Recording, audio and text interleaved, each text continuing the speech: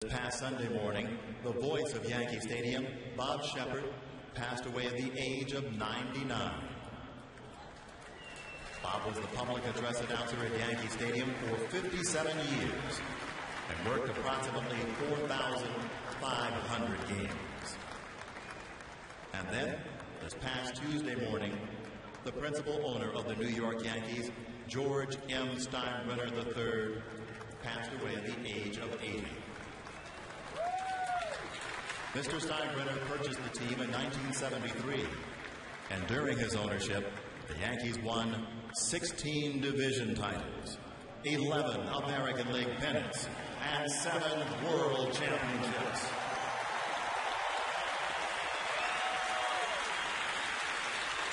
At this time, please direct your attention to the Diamond Vision screen in center field for a special video tribute to George Steinbrenner.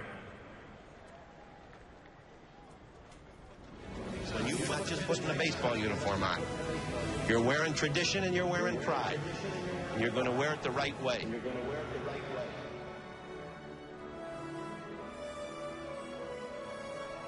Everyone knows what the boss has meant to our organization, but more importantly to the game of baseball, and he will be deeply missed.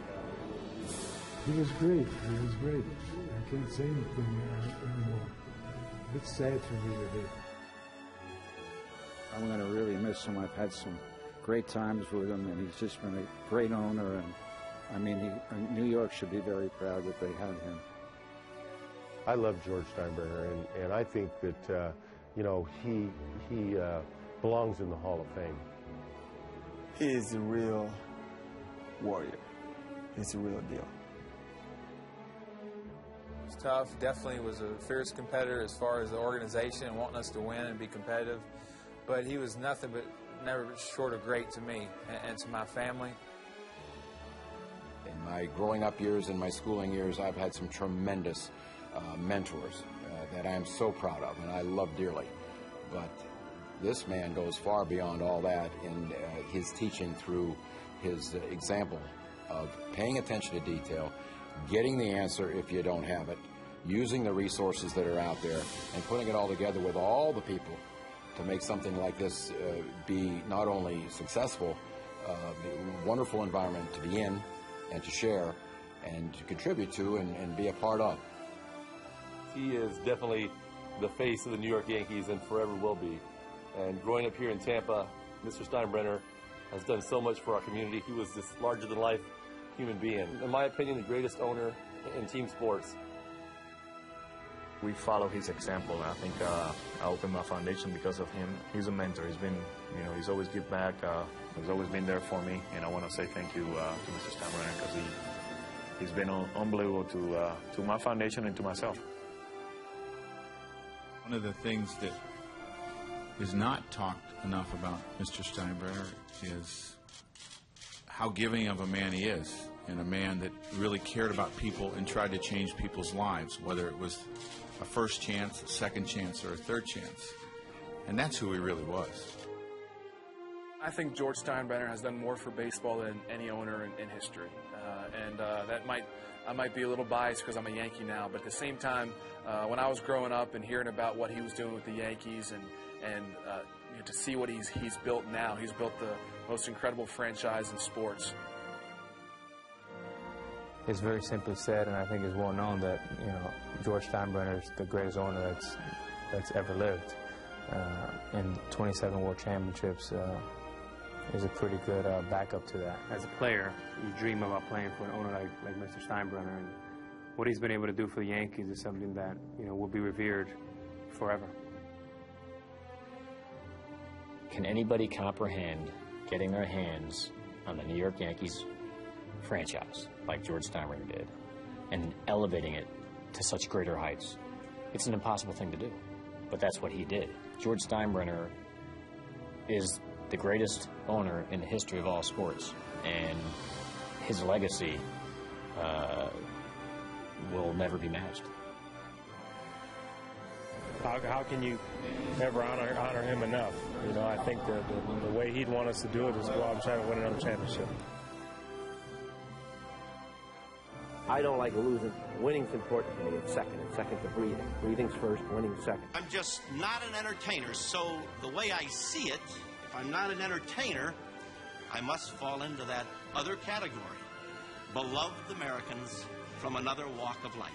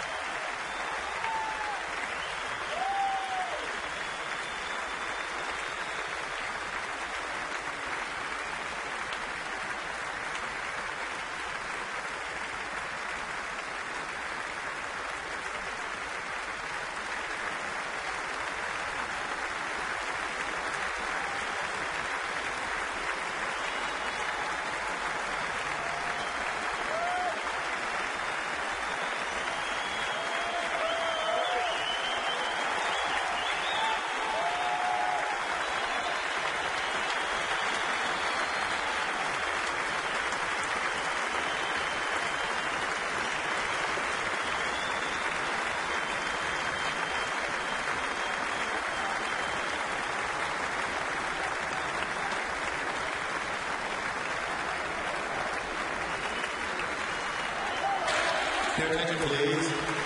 Ladies and gentlemen, will you please rise and remove your caps?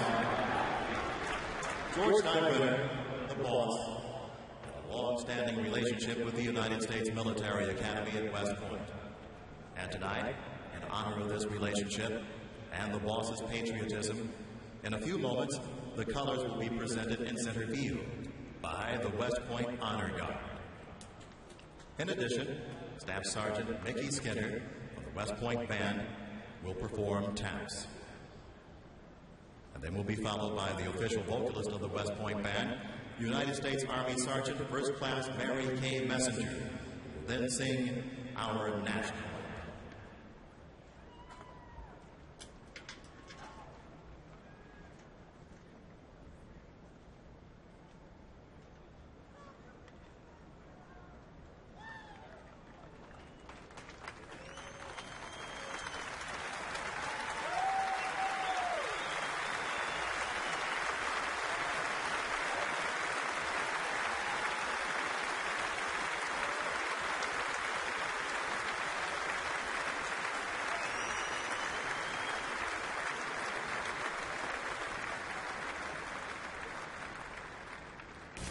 Please direct your attention now to the microphone behind home plate and welcome number 2, Derek Jeter.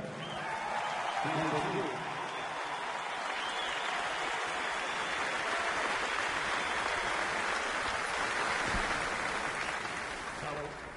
We gather here tonight to honor two men who were both shining stars in the Yankee universe.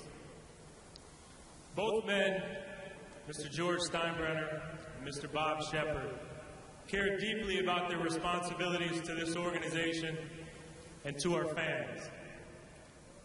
And for that, they'll forever be remembered in baseball history and in our hearts.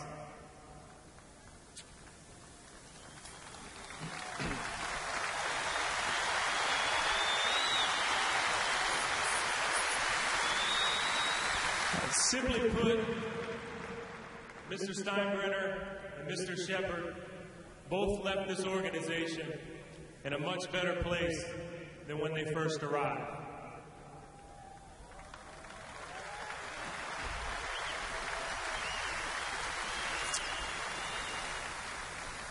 They've set the example for all employees of the New York Yankees to strive to follow.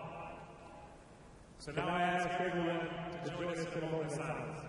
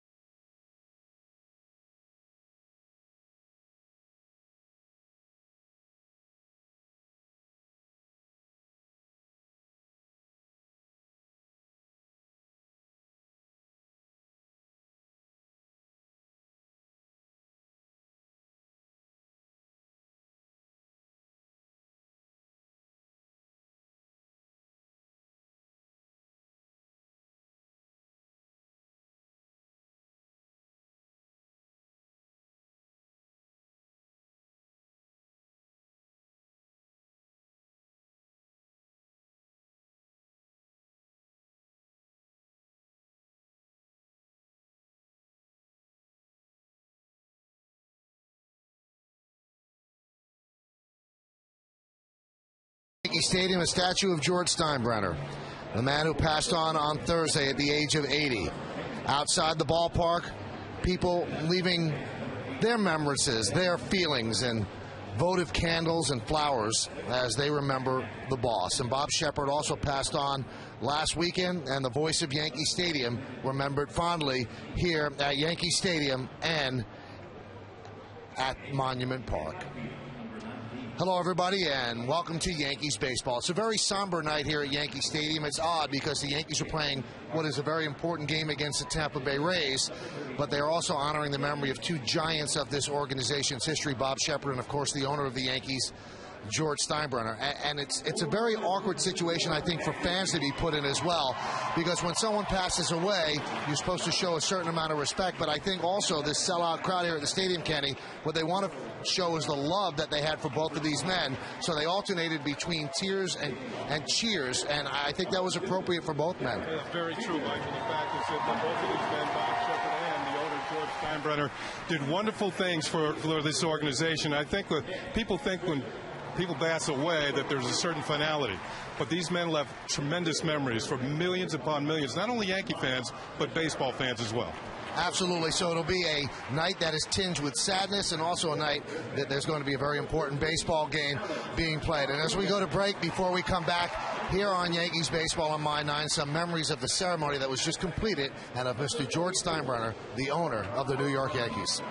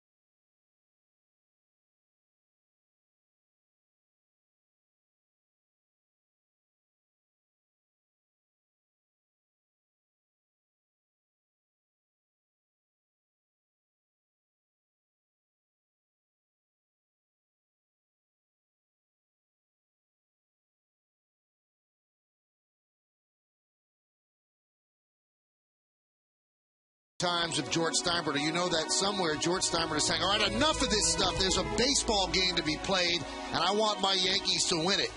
And obviously, they're playing the Tampa Bay Rays, a team that played in George Steinbrenner's backyard. And this is a big-time baseball game today.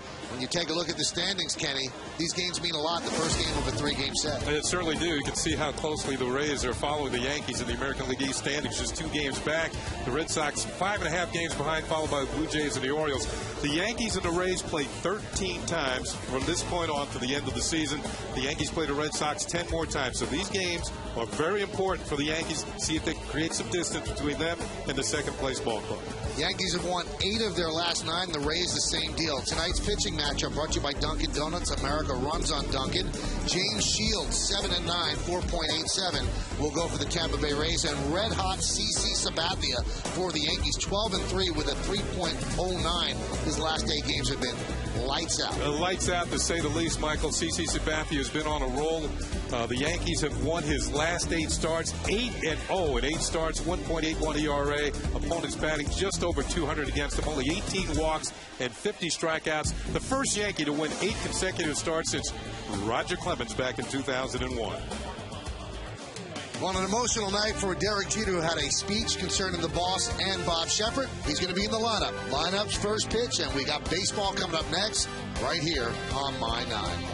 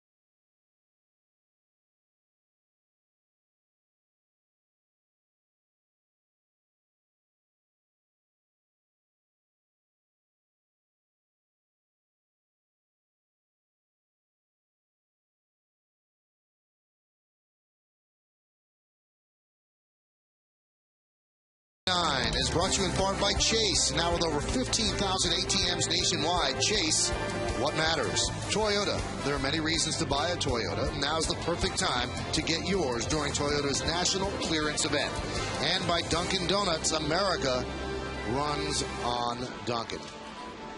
Welcome back to Yankee Stadium, everybody. Michael Kay alongside Ken Singleton as we will take you through the Yankees and the Tampa Bay Rays. Crowd still filing into Yankee Stadium. It's going to be an emotional weekend here at the stadium as the Yankees play without their owner for the first time since the end of the 1972 season. He bought the team in 1973. Old Timers Day is tomorrow, so that's emotional as the Yankees usually celebrate their legacy on that day. And then on top of that, the Yankees are playing the Tampa Bay Rays, who are hot on their tail in the American League East. Only 2 games behind the Yankees. Speaking of Tampa Bay, let's take a look at their starting lineup, brought to you by McDonald's. Head to McDonald's for a refreshing large sweet tea on the dollar menu. Prices and participation may vary. The center fielder is B.J. Upton. He leads off, batting second and playing left field, Carl Crawford. Evan Longoria at third base will hit third. Cleaning up and playing first base, Carlos Pena. Ben Zobrist at second will bat fifth. Batting sixth and catching, Kelly Sopik. Willie Ibar, the DH, is going to bat seventh. Batting eighth and playing right field, Gabe Kapler. And Jason Bartlett, the shortstop, is going to bat ninth.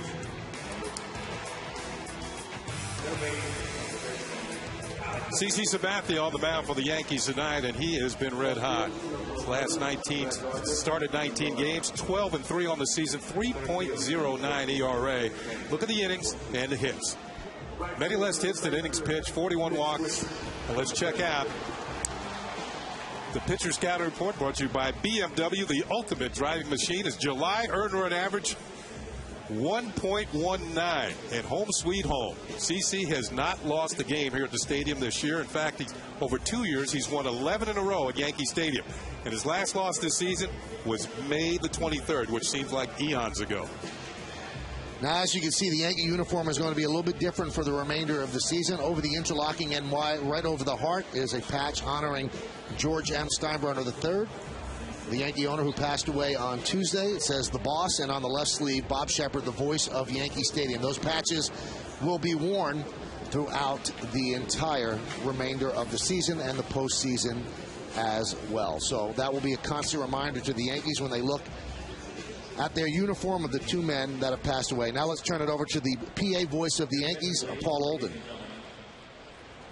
In honor of the passing of the voice of Yankee Stadium, Bob Shepard, the public address announcer's booth will go silent for the game There will be no player announcements tonight.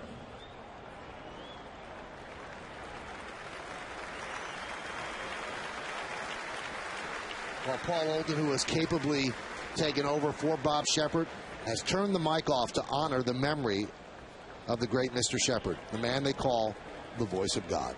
So it'll be a little less sound here at the stadium, and rightfully so, because there was only one voice in this ballpark.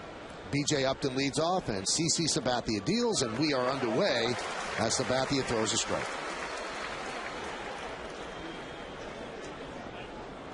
Hot day here in New York City, humid as well, and both of these teams have been red hot. The 0-1 outside. Rays coming at 54 and 34. The Yankees are 56 and 32. Yankees have the best record in baseball. For the Yankees, this is the beginning of a long homestand. For the Rays, it's the beginning of a long road trip. They have a 3-city road trip, which starts here in New York. The 1-1. 9 games, 10 days for the Rays away from home. Yankees, Baltimore, and Cleveland. But that doesn't really scare the Rays. And you could see what the teams have done in July, almost identical. But for the Rays on the road, they're 28 and 14, which is an outstanding road record. The 1-2 outside, 2-2. And more importantly for the Rays, they've been doing some winning on the road within the division. They are 12-2 in the American League East road cities. So they are used to being on the road. Joe Madden's done a great job with this team once again. 2-2. Breaking ball misses inside, and the count is 3-2. The flags here at the stadium are flying at half-mast for the memory of George Steinbrenner and Bob Shepard.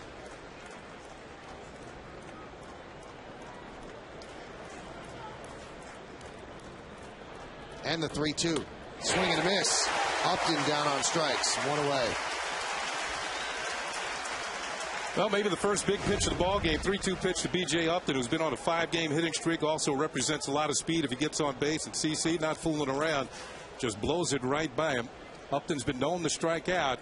And you can see he missed that one by quite a distance as C.C. picks up his first strikeout of the game. Here's Carl Crawford, an American League All-Star. Has a 7-game hitting streak. He's stolen 31 bases. Now, we told you that there will be no announcements here at the stadium. The bleacher creatures, a staple of every home game, they have elected not to have roll call today in honor of George Steinbrenner and Bob Shepard.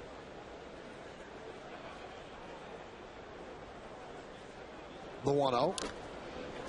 Now, I don't know if you sense it, Kenny. There's a very strange vibe here at the ballpark where I don't know if people know what to do or how to act, or are they at a memorial, or are they at a ball game? I don't think they feel very comfortable at this point. Maybe they'll get into it. Yeah, as the game goes along, and maybe when the Yankees get a chance to hit or when they put some runs on the board. Very, very quiet crowd right now. The 1-1. Yankees put together a very moving video tribute before the game to honor George Steinbrenner, and the captain, Derek Jeter, made a short but moving speech before the game and asked the crowd for a moment of silence. They're very eloquent.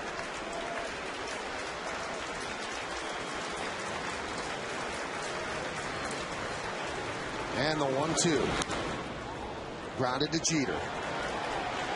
2 away.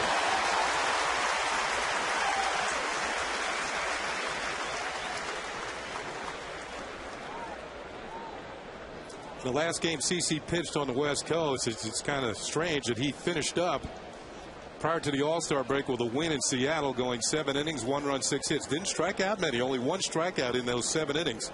But he had some solid defense behind him.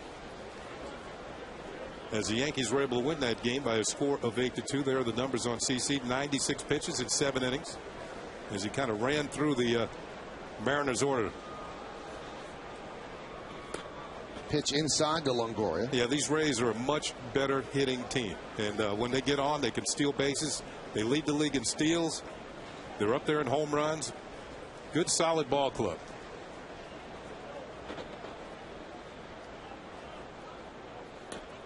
Pitch outside.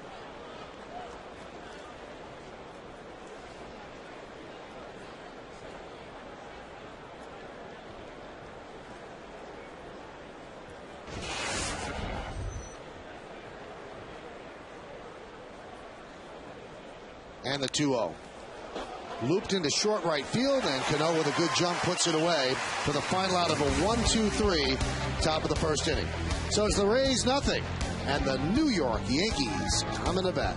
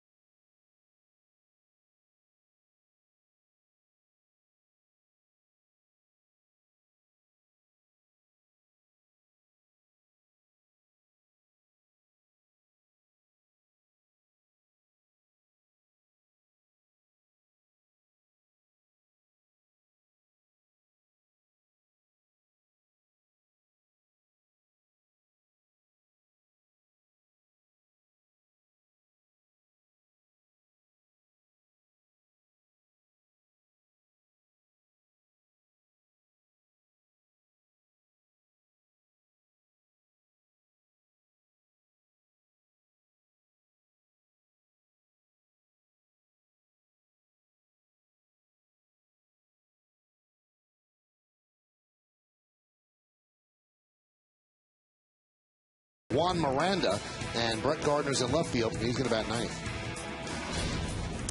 The starting pitcher tonight for the Tampa Bay Rays, big right-hander James Shields will be on the mound. And he was their opening day starter. 18 starts this year, 7-9 record. Got off to a great start this year. 116 innings, and in the third innings, 133 hits, 26 walks, 109 strikeouts. Opponents hitting .282. Let's check out the Rays pitcher scouting report brought to you by Mazda. Zoom. Lost 8 of his last 9 starts. He's been struggling lately. There's been some zoom as well. 19 home runs allowed. And against the Yankees in his career, he's 2-7 with a 5.54 earned run average.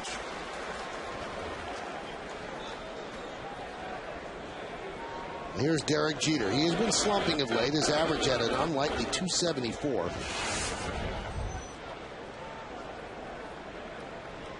You know, one thing about Derek this year, though, Michael, he has hit well here at Yankee Stadium. He's hitting .317 at home. And now that one's lined to right field, but they had him played perfectly as Kapler puts it away for the first out.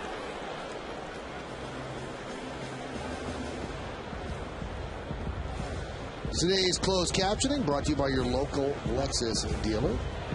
So a quick conference between Shopik and Shields. Derek now, and by the way, Derek swings at the first pitch 30% of the time.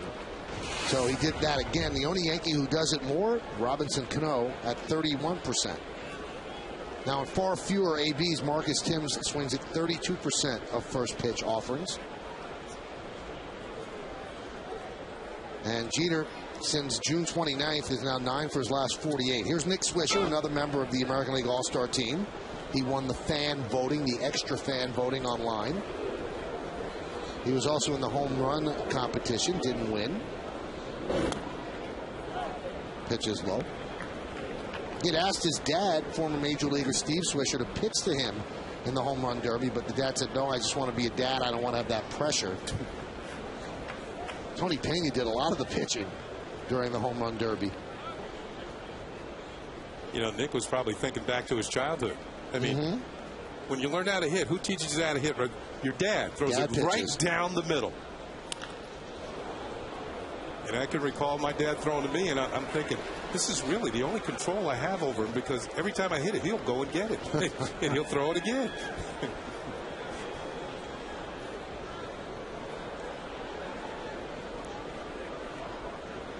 Things you remember when you were 5 years old.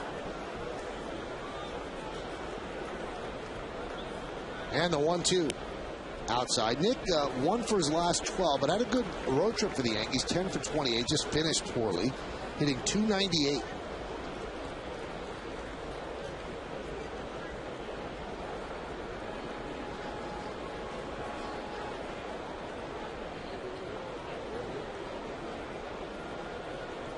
The 2-2. Swing and a miss. Shields strikes out Swisher.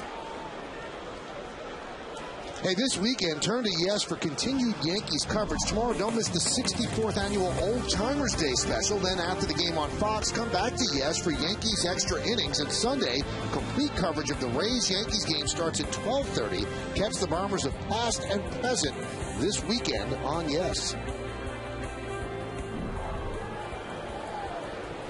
Here's Mark Teixeira, who certainly finished the second half very well. 7 hits in his last 10 at-bats.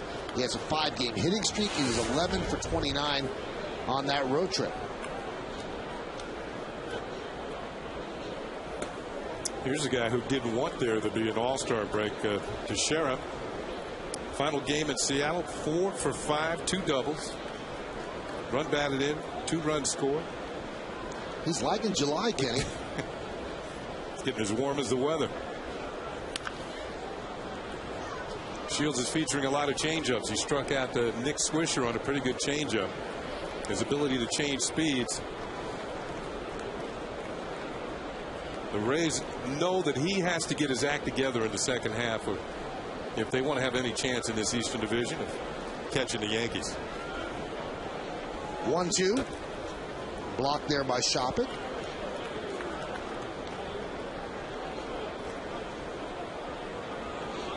Upcoming matchups in this series, you got Jeff Neiman against A.J. Burnett tomorrow, and then you've got David Price against Andy Pettit on Sunday. How rare is it for a pitcher to make 2 straight starts? And that's what's happening with CC Sabathia, because the Yankees had 4 days off during the All-Star break. CC started on Sunday, and here he is again starting on Friday. So the Yankees maximize his starts.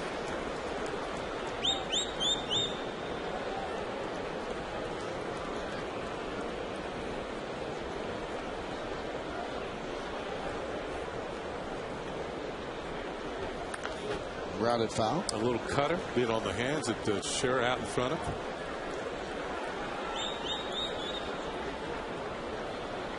You know, early in the season, didn't look like he was on anything. A pitcher could throw anything up there and he'd be confused in between. But lately, he's been on just about everything they're throwing up to the plate.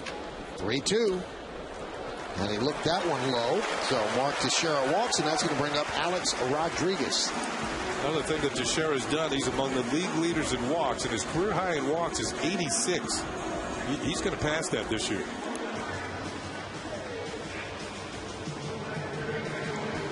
Here's Alex Rodriguez. Alex was part of the American League All-Star team, but he did not play. And that caused some controversy. And talked to Brian Cashman today. Said, I asked Joe, and there was absolutely nothing wrong with Alex Rodriguez. It was just that he wasn't used. Joe kind of got caught in an injury situation with Adrian Beltre, and really only had Alex left on the bench and really didn't have much that he could do with him. Beltre had a hamstring issue, and for a while Joe actually called up Michael Young of the Rangers, said, you're on the All-Star team, but Beltre wanted to play, so kind of caught betwixt and between.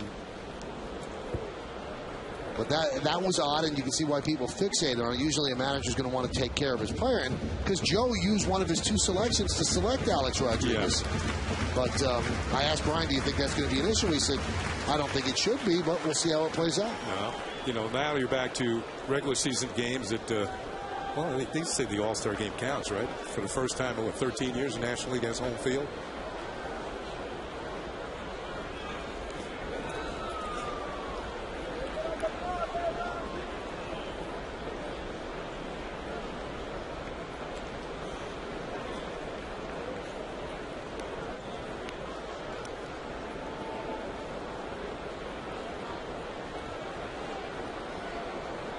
You can see Alex's face is bathed in sweat. It's very, very hot here at the ballpark, and it's supposed to be like that all weekend. Not only high temperatures, but very high humidity. 1-2.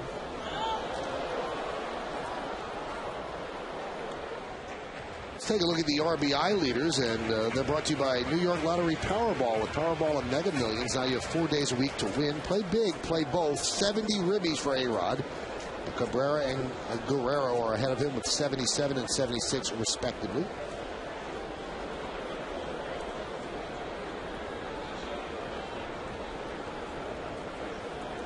And the 1-2. Grounded up the middle and through for a base hit. Teixeira's going to stop at second. Alex Rodriguez picks himself up a single. So it's all happening with 2 outs here for the Yankees. Yankees have runners on first and second for Cano. Yeah, Jason Bartlett was playing him a pull, and probably because it was somewhat of a cutter, but it was in the middle of the plate. A-Rod not trying to do too much with it. Hits it back through the middle, out of the range of the shortstop, and the Yankees have 2 on and 2 outs. The headlong guy by Bartlett, but it cleared him by plenty. All he got was a dirty uniform.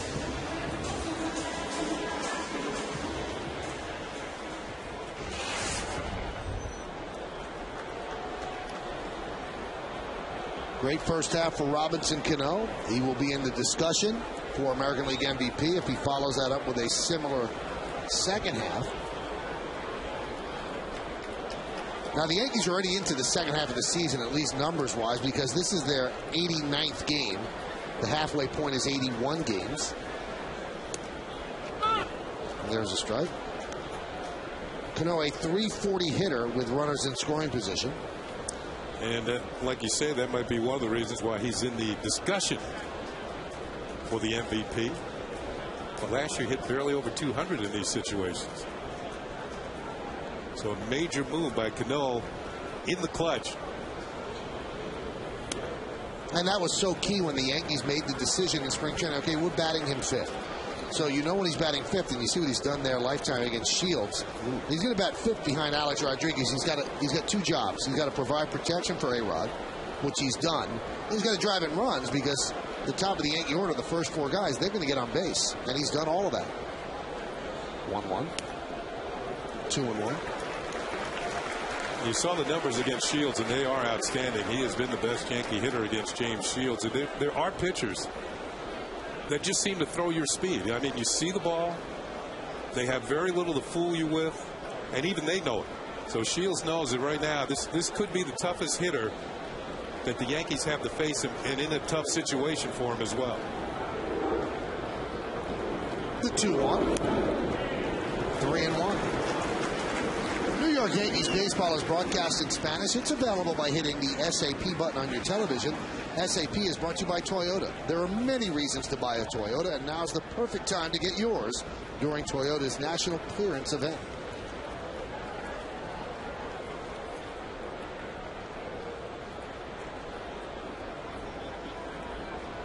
Texas has jumped out to an early 2-0 lead over the Red Sox, top of the first inning at Fenway.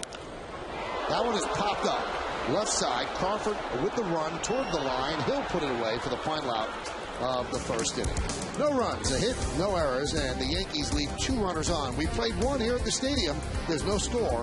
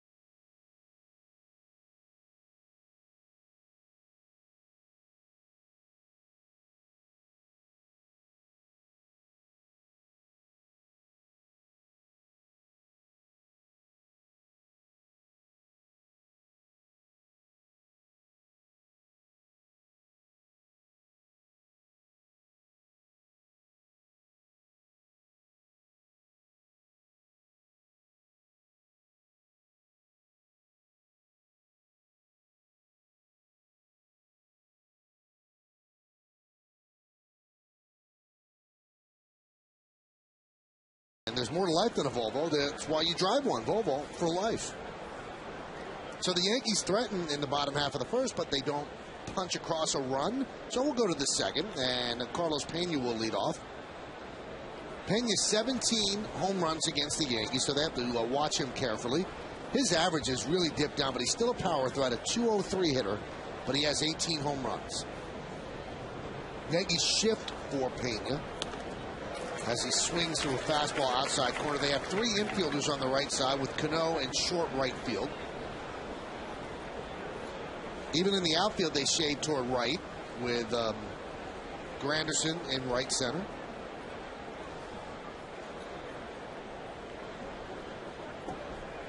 And the 0-1. Count 1-1. Pena got hot in June. He had 8 home runs in the month of June. And as Michael said, the 18 home runs, that leads the Rays in homer, but the .203 batting average and the .321 on-base percentage, it's been like an all or nothing for Carlos Pena. 1-1. 1-2. And he also leads the American League in strikeouts with 93. You can see how the Yankees have set up defensively. He's a pull hitter. I think the danger zone for him is up and out over the plate. He has good extension and is able to hook the ball. And definitely is a dead pull hitter. He hasn't done well against CC. A couple of home runs, though. Check swing. Did he go? Yes, he did. It said Jim Wolf. So Pena down on strike. Second strikeout for Sabathia. We get the benefit of the second look, and Pena didn't argue. He stood up there for a while. I think he was trying to act like I didn't do it. I really didn't. But Posada with the appeal, and Jim Wolf with the call. Darryl Cousins making the calls behind the plate. We've got DJ Rayburn at first. Marvin Hudson is at second, and Jim Wolf is over at third.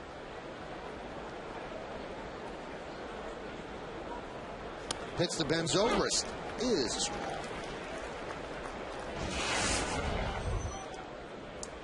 The Rays have tried several hitters in the leadoff spot this year. You see Upton tonight. Zobrist has been there. Grounded toward third. Backhanded by A-Rod. He sets and fires. Ball gets past Teixeira as Zobrist will head to second, and he will make it. I think A-Rod lost the play because his foot gave out. He's kind of looking down at the offending part of the turf. We get another look. This is going to be a difficult play because Zobrist runs very well on the backhand, going away from first base. Watch his left foot slides instead of planting. And then all of a sudden that throws off his timing. The throws in the dirt. Teixeira cannot come up with it. And it's going to be scored as a base hit and an error on Alex Rodriguez. So a single for Zobrist. He moves to second on the throwing error.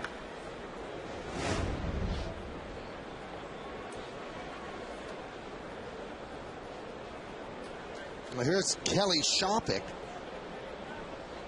0 for his last 7, but 8 for 25 against lefties, and that one is punched right side and through for a base hit. Zobrist held up and only advances to third. He thought that Cano would get that one. Cano didn't.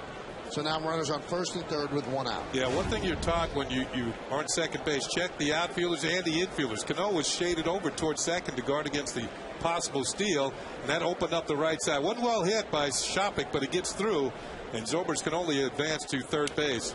See, he checks it. Cano was guarding. The right side was open, and he gets to third base. So runners on the corners with 1 out, and here's Willie Ibar, the DH. Ibar's a solid player. 9 for his last 25.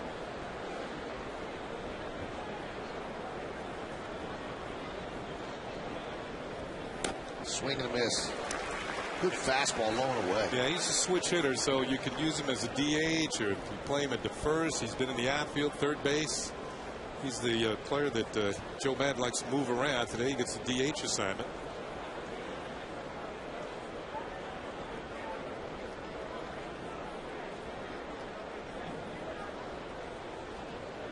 The 0-1.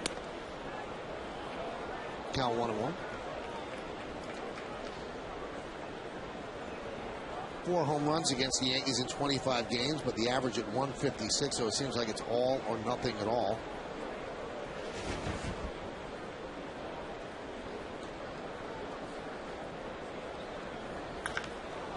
High fly ball, center field. Drifting back is Granderson. That's going to score a run. Granderson will make the catch. Tagging is Zobrist. Scores easily. The throw comes into Jeter. It's a sac fly by Ibar, and it's 1-0 Rays.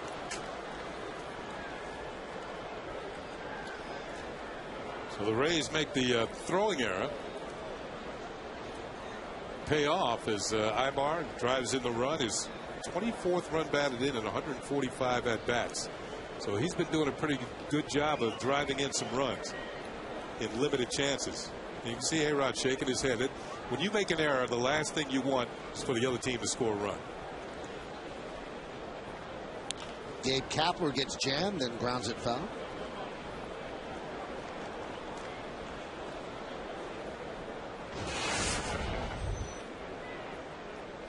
See Kapler's numbers. He's out of baseball for a year and actually managed in the Red Sox farm system. But then decided to come back and certainly making a nice living coming off the bench. Kind of in a platoon situation. Pitch outside.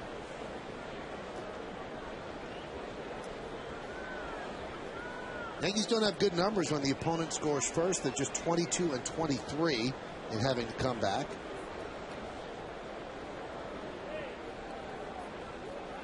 I would venture to say that's better than most teams, though. Yeah, probably. We'll get on that and see if there are teams that are better. Because there's a saying that the team that scores first is the one that usually wins the game. There's another saying that the winning team that usually scores more runs in one inning than the other team will score in the whole game. The Yankees are 34-9 when they score first. The 2-1. Lined out to left field. Gardner is there, and he's going to put it away for the final out of the second.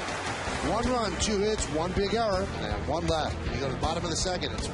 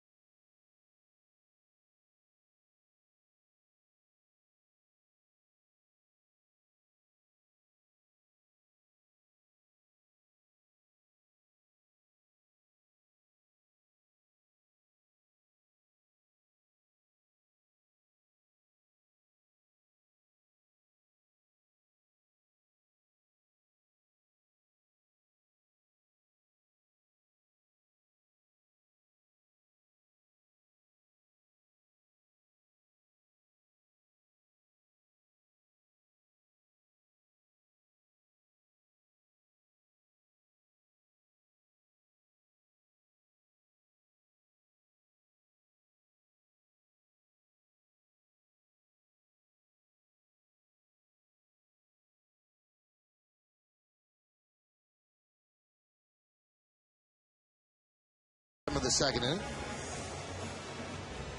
Friday night here in New York City. Big crowd here at the stadium. First game of a 3-game set between the Yankees and the Rays. The first game the Yankees playing since the passing of George Steinbrenner.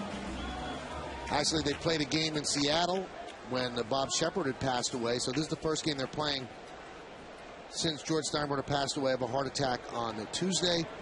80 years old, born in 1930, bought the team in 1973 from the CBS company, and won 11 American League pennants and 7 World Championships, and won more games and had a higher winning percentage during that time than any team in baseball. So obviously he's built something very special.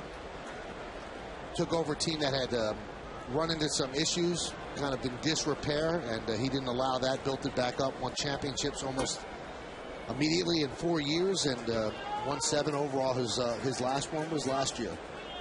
And you know that George Steinbrenner has to be smiling because when he passed away, the Yankees were the defending world champions, and they had the best record in baseball. Yankees have a tendency to win their championships in bunches. When you look at all the years, you can see, look, 4 years in a row. At one time, it was 5 years in a row back.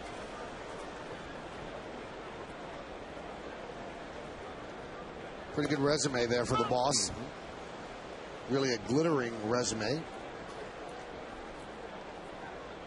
Winning percentage since '73, as I mentioned, the best in baseball, .566. And there's a changeup as Posada swings and misses.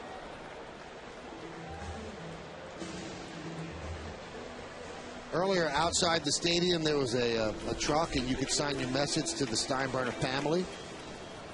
And people placed votive candles outside the ballpark. And in the lobby of Gate 2 here at the stadium, there's a bronze statue of George Steinbrenner, and they placed a wreath right near the base of the statue as well. Very moving tributes throughout the week for George Steinbrenner. And the Steinbrenner family has thanked the people of New York and all around the world for the things they've said about their dad. And heads of state, luminaries from around the globe have weighed in with their thoughts about George Steinbrenner, who touched many lives. And I think that what you found since his passing is all the things he did and didn't want to have known. I mean, there was a story in the paper the other day about a surgery that he paid for a young girl who had her skull crushed in an accident. And all he asked after giving the money was, I don't want this ever publicized. And she never said a word until George Steinbrenner passed away. Now she's a mother of 3, and she said, I would never have had this life if not for the generosity, the anonymous generosity of George Steinbrenner. Yeah. You know, we're hearing a lot of those stories. Yeah, my uncle used to work for Children's Services here in the city in Manhattan, and he would come to the Yankees and ask for tickets for bring these kids out, disadvantaged children, to the ball game. Got the tickets, no problem. Here's Juan Miranda, called up before the game. Kevin Russo was sent down.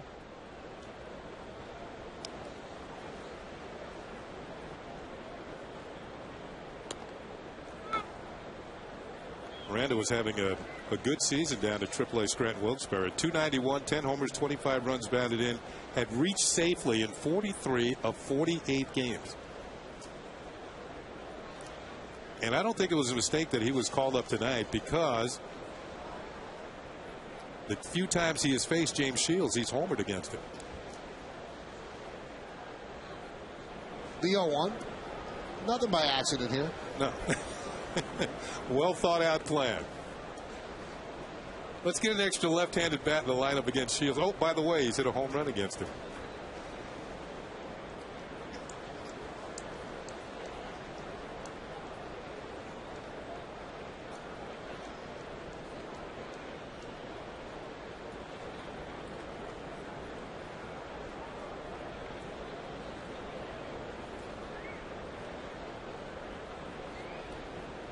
A little bit of a disconnect between Shopik and Shields, so they'll meet. Yeah, one thing about Shields this year, he's done pretty well the first time through the batting order. The opponents are hitting just 226. But then, when they look him over, maybe they figure out his changeup a little more. Second time through, it goes to 284, and after that, 331. There's Jim Hickey, the pitching coach, and he's well aware of those numbers, too. So there's something they want to change against these Yankees, who have hit him pretty well in the past. Remember I said his career ERA against the Yankees is 5.54.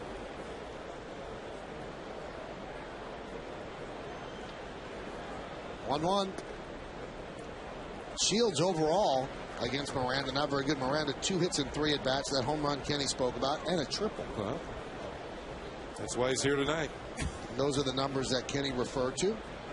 as you move on. I don't know if his stuff is dropping down or whether the team is going to school on him. I would think when you start pitching the American League East as much as you have to, they have some pretty good hitters in this division. And they go to school. And they go back to the bench. They talk things over, help each other out. His changeup's really fading down and away against lefties. And try and stay away from that if you can. Make him bring the ball up. Popped up. The shift was on. The second baseman, Zobrist, there in foul territory, makes the play for the final out of a 1-2-3 inning. We played 2, and it's 1-0 Tampa Bay.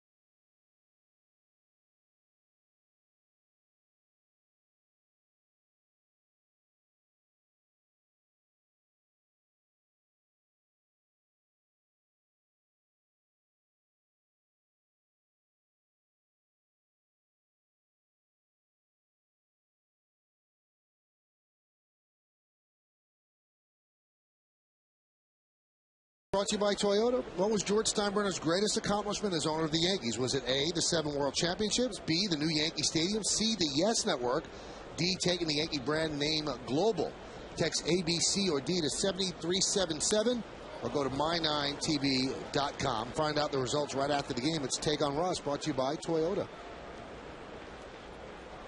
Well, Jason Bartlett leads off the 3rd inning with a single. I'm used to seeing Bartlett in the leadoff role, but he has struggled somewhat this year. So batting in the 9th spot, but leading off this inning, he gets himself a base hit.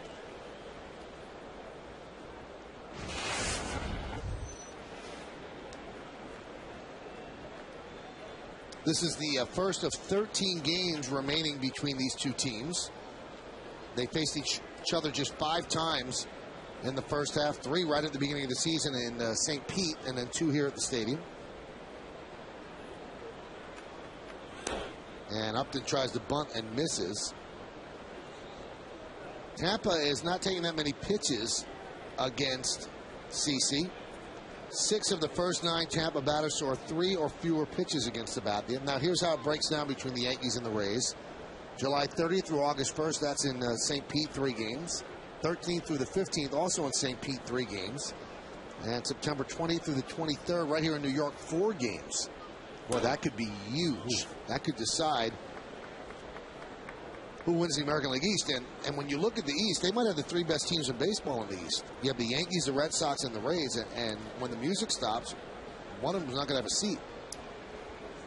Think about the Red Sox. Eventually, they're going to get healthy or healthier. I mean, they could have a player come back once a week. Well, it's an amazing job that's being done by Terry Francona. You look at the players. They haven't had Jacoby Ellsbury. They haven't had Josh Beckett for most of the season. Victor Martinez, Mike Cameron, and on. They've really hung in there. Pedroia. They are tied. Pedroia. They've tied with the Rangers for the 5th best record in baseball. You got the Yankees and the Rays up top, and the Braves and the Padres. The Padres shocking, and it's all done with pitching. They can't score.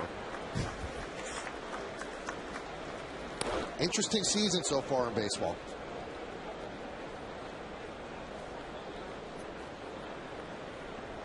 Let's see if that fastball low and in sets up a changeup down and away from Upton.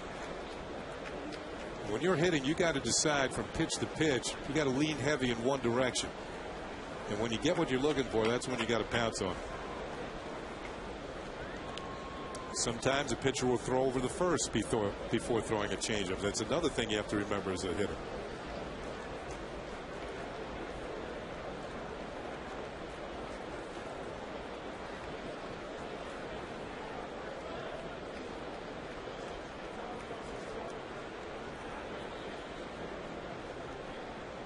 The 2-2. Strike 3, and up and down looking. Strikes out twice against the bat. The time now for the out-of-town scoreboard, brought to you by Ford. Check out the best-selling vehicles in America. Drive one at your Tri-State Ford dealer today.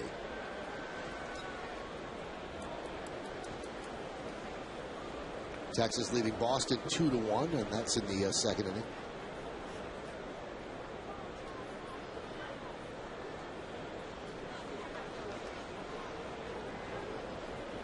Here's Carl Crawford. Check out the socks on Jason Bartlett.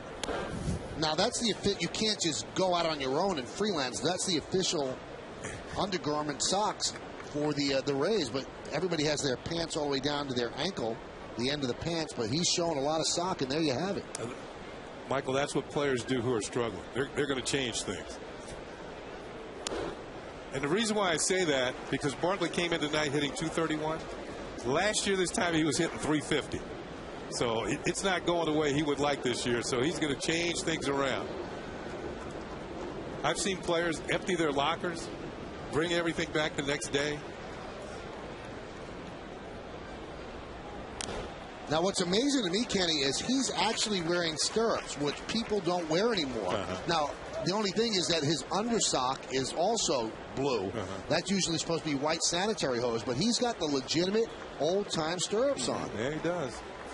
I like that. You know, things are cyclical, and what goes around comes around, and they're not pulled up high enough, though, for me. Oh, the stirrups have to be higher. You're right. You're right. You got to show off those calf muscles. I've always been a big believer in that, Kenny. The 1-2. You know who used to wear him great? Bobby Mercer. We've shown like shots of him in center field where, I mean, the blue stirrup and showing a lot of white sock, and he just wore it exquisitely. That's the way you should wear your baseball uniform. You know what? At Old Timers Day tomorrow, you'll probably see a lot of that. And then there's, Curtis is not showing any stirrup at all. It's all blue sock. The 2-2.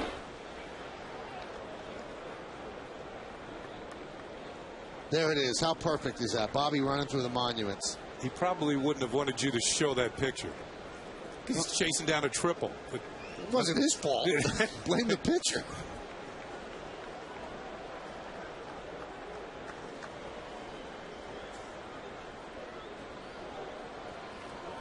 A-Rod has shown a lot of blue, but no stirrup.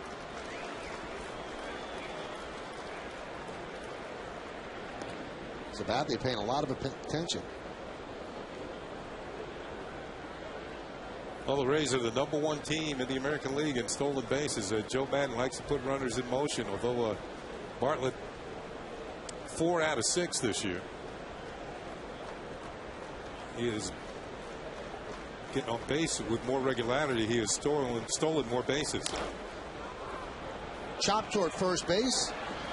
Wow, he made that very, very close.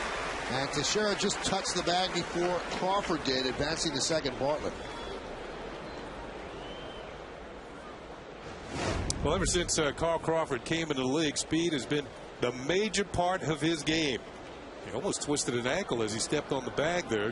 Teixeira didn't leave him much room to step on the bag. Watch the right foot as it hits the bat. Ooh. For a man who makes his living with his legs, this could have been pretty dangerous. Watch the right foot here. Turns over as he hits the bag.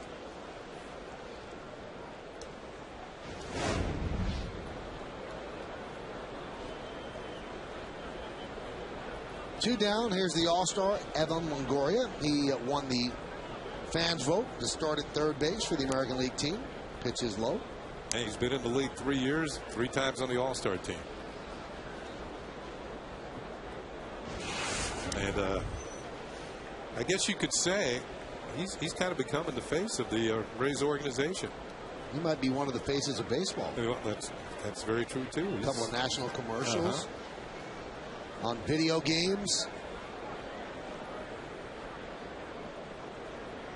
And, I mean, he signed a very, very team-friendly contract. He signed right when they brought him up, and the Rays, with a very smart deal, tied him up at very friendly terms.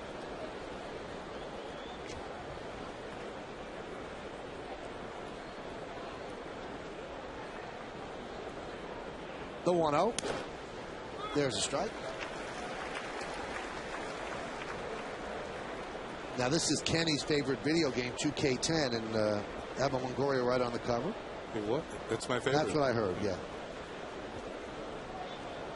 There's a resume, 3rd overall pick, a great draft pick, rookie of the year his first year, 3-time All-Star, Gold Glove winner last season. The 1-1. Changeup, 1-2. A good one by CC Sabathia. Had Longoria way out in front. Off-speed breaking ball. CC's changeup is like 89 miles an hour.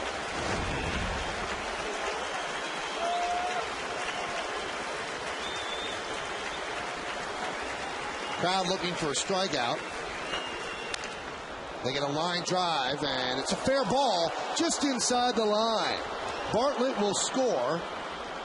Gardner has trouble playing it out there as Longoria is at second with an RBI double. It's 2-0 Tampa Bay.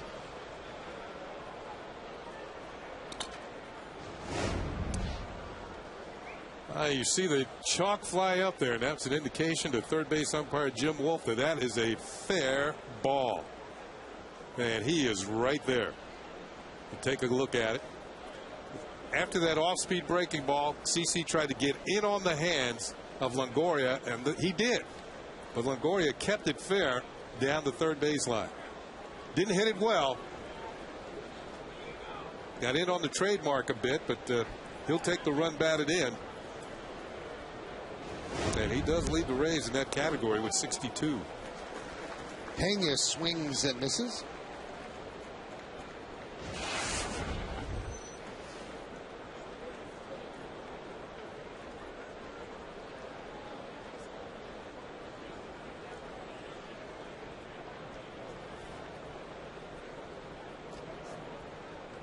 The 0-1.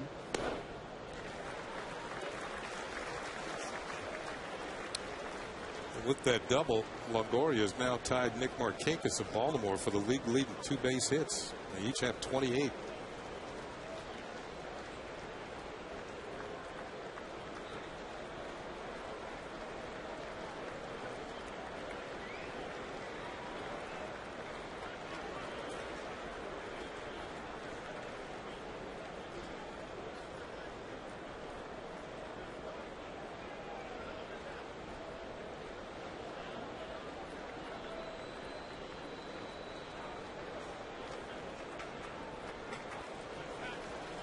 Two 2-0 Tampa Bay. We're in the top of the third. Runner at second, 2 outs. The 0-2.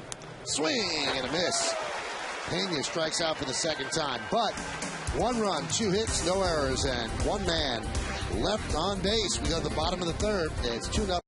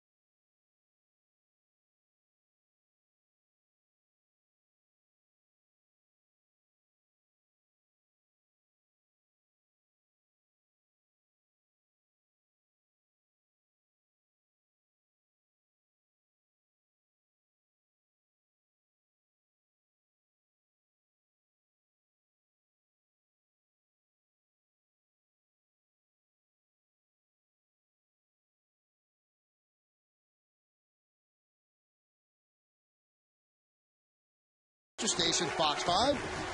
Spend a summer afternoon with the Bombers and this battle for the American League East. Then Tuesday night, lock your TV on My 9 as the Bombers face Troy Hunter and the Angels. Yankees-Rays tomorrow at 4 on Fox 5, and Yankees-Angels Tuesday at 7 right here on My 9. Big homestand for the Yankees. A lot of good games coming up. Right now it's 2-0 Tampa Bay as Brett Gardner will lead off.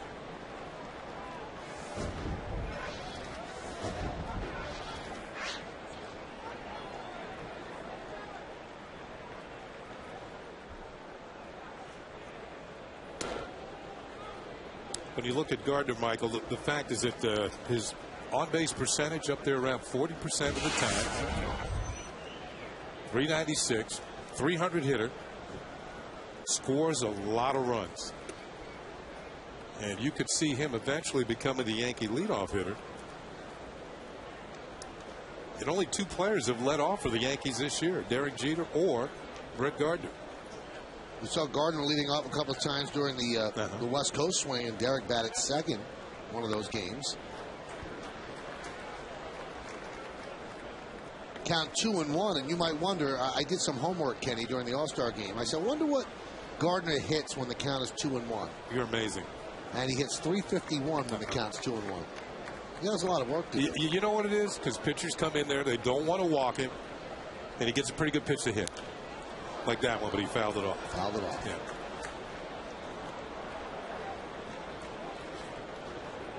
Especially in this situation, leading off an inning where he could become a real thorn if he gets on base.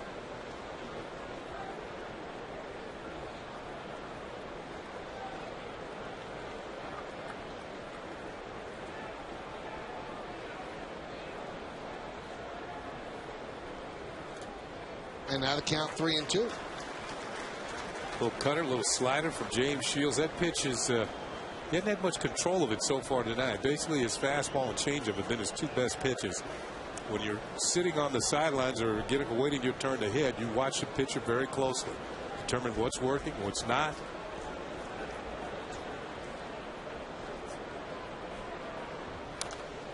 Foul back.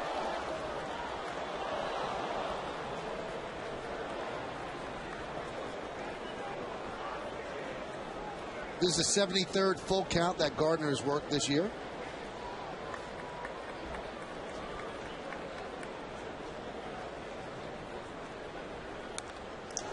And he makes you work. He keeps fouling pitches back until he gets one he can drive. Either that or you miss and he's on base.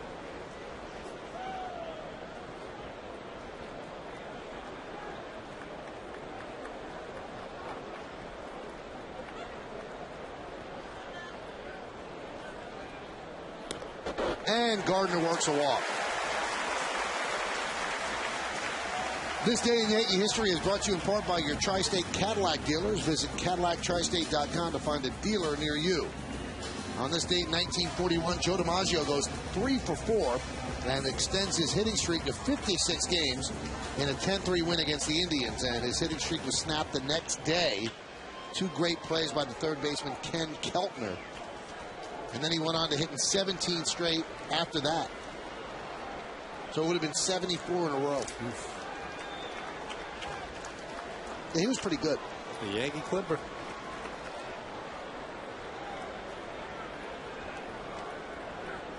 I was reading a lot of the stories about George Steinbrenner, and the one thing that jumped out in a couple of the stories that the one person that he was in awe of and like intimidated by was Joe DiMaggio. When DiMaggio was around, George Steinbrenner got very, very quiet, didn't know what to say. I mean, they got closer as the years went on, but at the beginning he was, just totally blown away that he owned the Yankees and the Yankees were Joe DiMaggio. When Joe would come back to the Old Timers Day celebrations.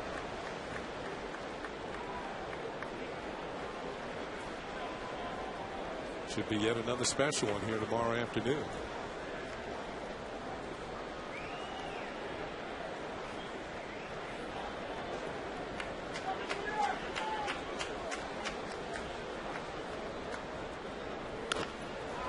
Dribbled slowly toward short. Bartlett makes one play, makes it at first. Moving to second is Gardner. Yeah, we saw A-Rod spin out on a play on an infield hit by Zobrist, and the same thing almost happened to Bartlett. as he was making that throw over the first to retire Derek Jeter. See this high hopper? Fastball up and in, tied Derek up, although he was able to move Gardner to second. Now watch as he gets right, see, spins out right there. And the throw is in time. Bartlett able to keep his footing and throw on the run, kicking up clumps of dirt as he makes the play.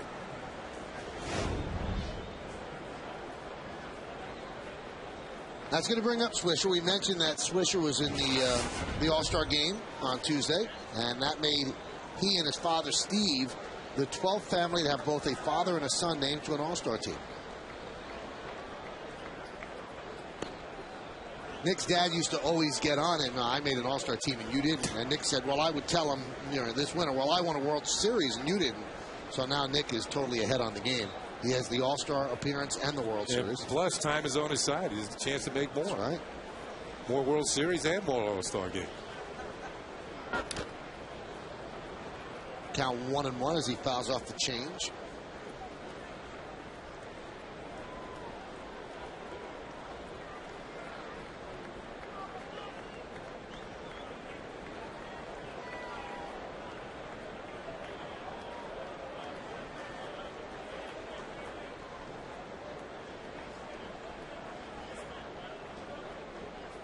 One. Grounded past the diving Pena down the right field line. Gardner will score easily. Swisher stops at first. The Yankees are on the board. It's 2-1 Rays. Well, you get one past Pena, you know you've hit it hard. Yeah, he's an excellent fielder at first base, and Nick Swisher waited on something that was off speed.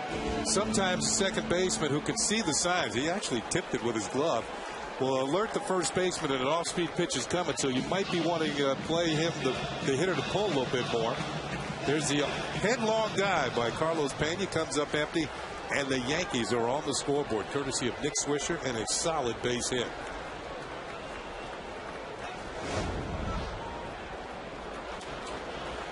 Swisher with his 50th ribby, and here is Teixeira. Pitch outside.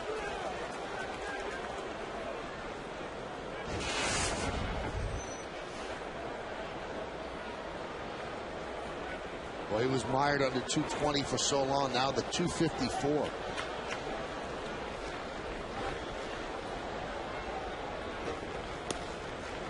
A strike. Yeah, I had mentioned Teixeira. I said 86 was his career high in walks. Actually, it's 89. But he already has 51. So I got a feeling he's going to blow one past that walk total sometime later in the season.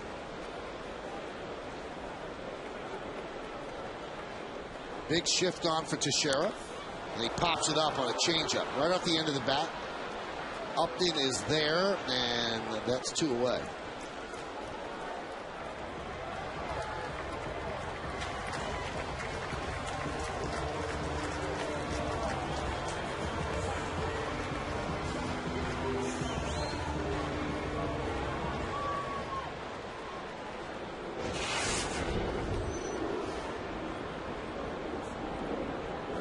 Alex had an infield, not an infield single, ground ball single through the infield to center field in the first.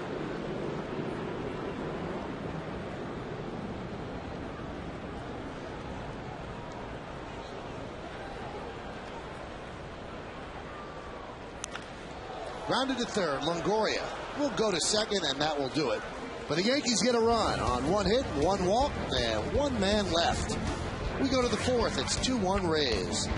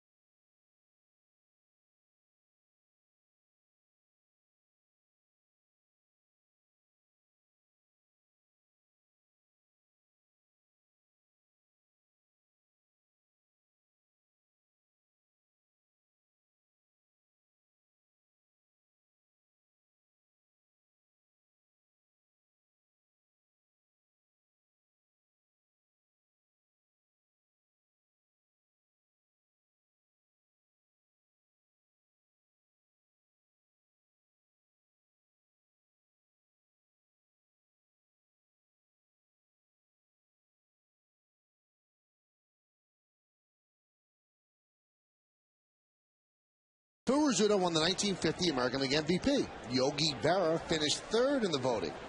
Who finished second? We'll find out in the bottom of the inning. Ben Zobrist will lead off, the fifth batter in the lineup for the Rays. Zobrist, Shopik, and Ibar against Sabathia. Swings at the first pitch and drives it deep to center field. Drifting back, Granderson. Still back. Track. Makes the play as he hits into the wall. Didn't hurry. Went after it smoothly and knew exactly where he was. Tracked it very well. He knew the ball was hit. Now watch him break in center field. Ball's hit. You can see him turn the correct shoulder. Back. Took a look at the wall to see where he was and then hauled it in. One more step into the wall. The walls are padded nowadays. So outfielders have less fear of the wall itself. As Granderson makes the play, one more step. Collision coming up. Imprint onto the wall. Well, there's one out. One pitch, one out. Here's Kelly Shopik. He's also wearing the socks. Pulled up high with the two white stripes as the Tampa Bay Rays lead the Yankees 2-1. Shopik single to right in the second inning. Shopik in a platoon with John Jaso. Diana Navarro, who was an all-star a couple of years ago, was sent down to the minors. And this platoon is working pretty well because Shopik's hitting over 350 against left-handers after that first hit. He's hitting only 094 against right-handers, so he knows the days that he's going to play.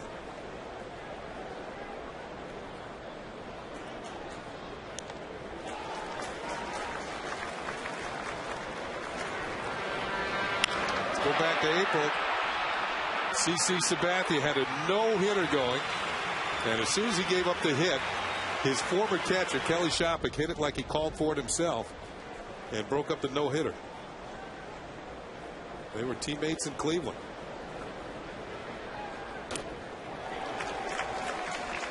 Foul tip to stay alive. So much controversy over that near no-hitter. 2 outs in the 8th inning, and Joe Girardi said he would not have pitched in the 9th, not with that pitch count. We need him. We need him in the second half of the season. We can't attempt to even push him any more than that. And then you see a guy like Edwin Jackson who went 149 pitches to get a no-hitter. Against the Rays.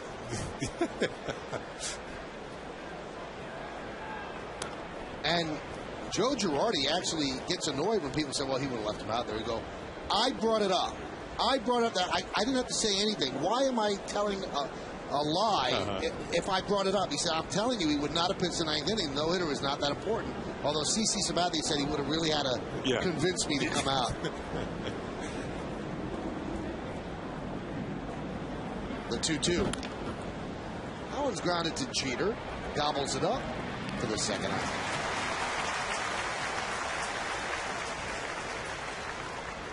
The Rays, who have a pretty decent offensive club, they've had some history thrown against them. Mark Burley's perfect game. Dallas Braden's perfect game. And then Jackson's not a perfect game, not even close. A no-hitter, though. I think he walked 8 guys. Yeah. But he walked them all early in the game, and then he got serious.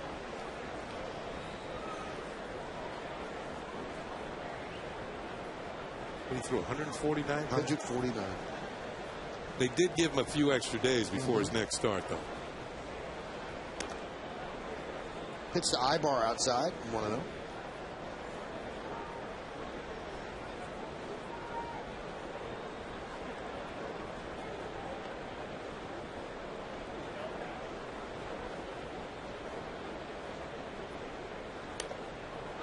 There's the strike.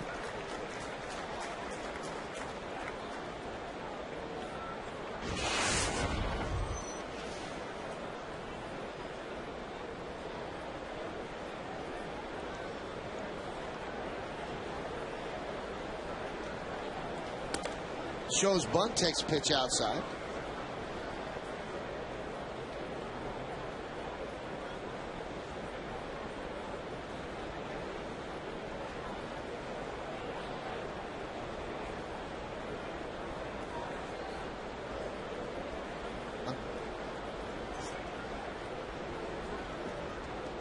The 2-1.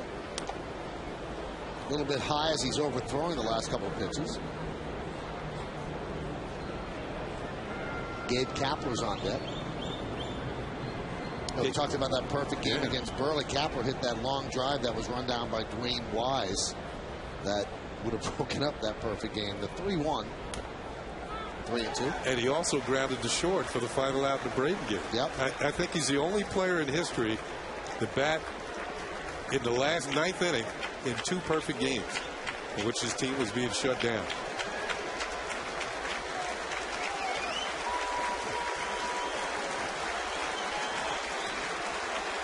Three-two. Foul back.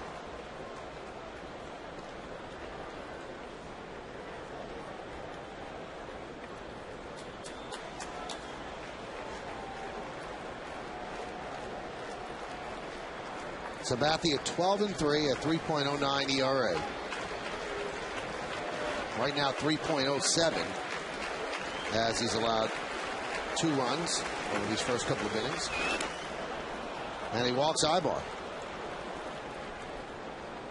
This fall, he's a blacklisted spy who finds himself stranded in sexy, sun-soaked Miami. But even though the action's hot, everyone wants to put this PI on ice. It's one of TV's hottest shows, Burn Notice, and it's turning up the heat Wednesday nights this fall on My 9.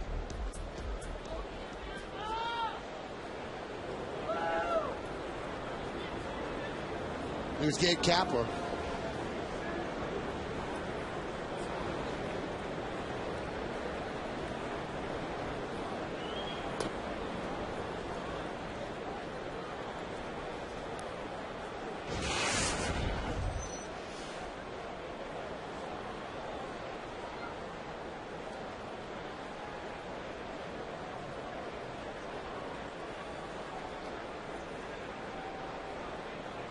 The 1-0. Sees he's having a little problem with locations this inning. Sometimes you get a little mechanically unsound. And Posada just coming up to break up the rhythm here. So, sometimes it comes and it goes. This copyrighted telecast is presented by authority of the New York Yankees and may not be reproduced or retransmitted in any form, and the accounts and descriptions of this game may not be disseminated without the express written consent of the New York Yankees.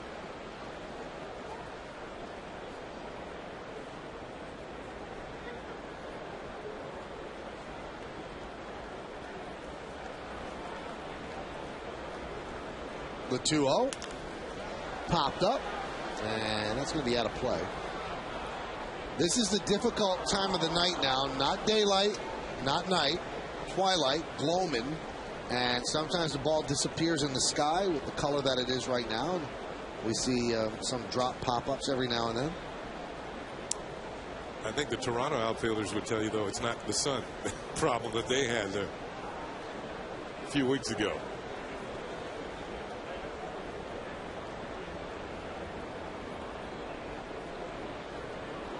Two-one. Grounded to third. Good hop for A-Rod. He goes the short way, and that'll do it. No runs, no hits, no errors, and 1 man left on base. Let's go to the bottom of the 4th. 2-1 Rays.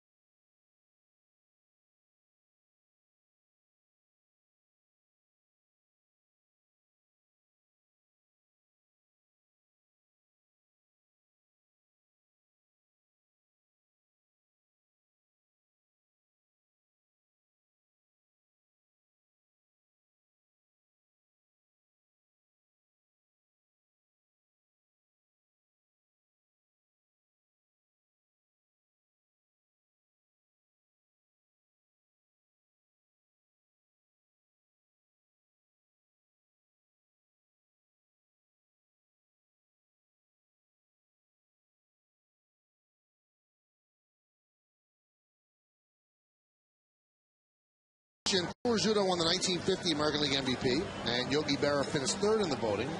So who finished second? The answer is Billy Goodman of the Red Sox. I would not have known that, Ken. I believe he was an infielder, second baseman. If he finished second, he was good, man. As we go to the bottom of the fourth inning. Oh, he's back, folks. Robinson Cano. How was your 3D experience? I mean, I always experience you in 3D, but I know you did the first game ever in 3D. How was it? They're working on it. Let's put it that way. I thought it was, some of the pictures were amazing. Right. Particularly the low camera shots. Behind home plate, there was a low camera, and you could really see how hard the pitch was. I mean, just amazingly fast. Foul balls jumped at you from the screen. Now, did you have to broadcast with 3D glasses? Yeah, you could, but they didn't bother you when you looked at the field. Then you looked at 3D and at the monitor, right? And things just start jumping at you. Right in on the hands and popped up. Pena is there. There's one away. But they acknowledge there are things you're going to have to work on. I mean, it's just 3D now is more for entertainment. Movies and DVDs and that sort of thing. But eventually, they're going to get it right. I mean, HD is beautiful, but 3D I think will be really amazing when they finally get it down.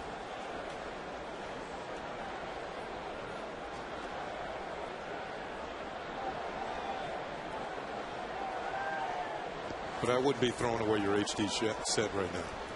I wasn't planning to. I didn't think so. You know what I think, though? Before it hits mainstream, they've got to find a way to do 3D without having to put the glasses on. I think that will bother people. I think you're right, and I think they're working on that technology as well. Should be fun. Uh-huh.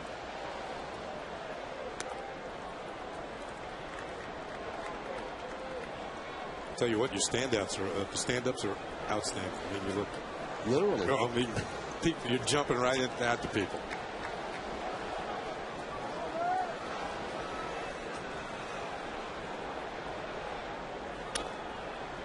Count 3-0.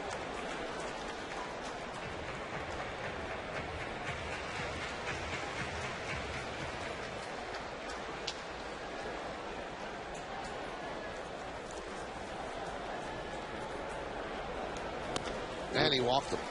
Nowhere close on that one. This fall, How I Met Your Mother is coming 5 days a week to My 9. It's all about a man, his search to find his future wife, and the wild adventures his friends have along the way. It's one of TV's hottest comedies. I like it. How I Met Your Mother. Weeknights this fall on My 9. Nick Swisher was a guest on How I Met Your Mother this year.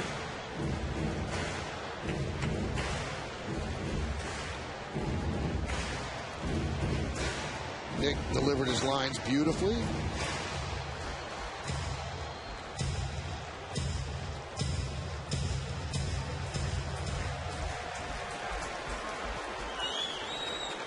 Here's Granderson.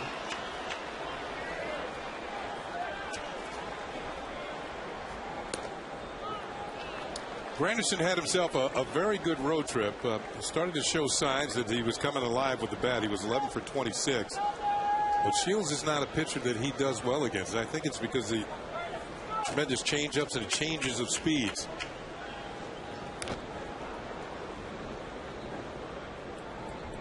You know, Kenny, if you look at the first half of the Yankees, best record in baseball, so it's hard to complain about anything. But Curtis Granderson has not played up to his capabilities. I'm sure they want more from him. 239 is not what they expected. Had a month where he was out with an injury. He has 7 home runs, 29 ribbies. So he's showing some power, but not close to the player that he was last year with the Tigers. But they feel that's going to come. He's played a very good center field. So the Yankees feel they have more coming from Curtis Granderson in the second half. I think the team overall, you mentioned the best record in baseball, but you get the feeling like I do they can play even better. Yes. Yeah. Yeah. And I don't think it takes Branch Rickey to tell you their bullpen has to get better. I mean, the bridge to Mariano. Mariano's been great, but everybody else has really performed lower than their expectations. And they've either got to get better or they're going to make deals and bring in other pitchers. The 1-2. Grounded foul. Yeah, you can see Brian Cashman making several moves, and maybe there's Mariano, and then the rest of the pen, which includes Jabba Chamberlain, who Yankees went 6-1 on the road trip out west, and Jabba gave up the grand slam to Jose Lopez to lose the one game that they lost. Had a 1-0 lead. Javier Vasquez had pitched a tremendous game, and it was all wiped out on one swing of the bat. Swing and a miss, and his struggles against Shields continue. Yeah, a lot of off-speed pitches. And that is the third strikeout for Shields tonight. Target's low and away. Looks like a little slider to the corner, off speed. Granderson looked like he might have foul tipped it into the glove of Shopping.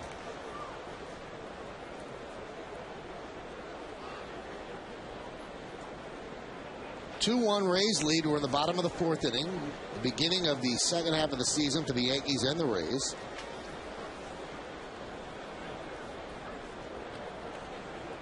Now, we showed you the breakdown of the bullpen between Mariano and then the rest of the bullpen. And Mariano's been the only shining star out there. Well, check this out, Kenny.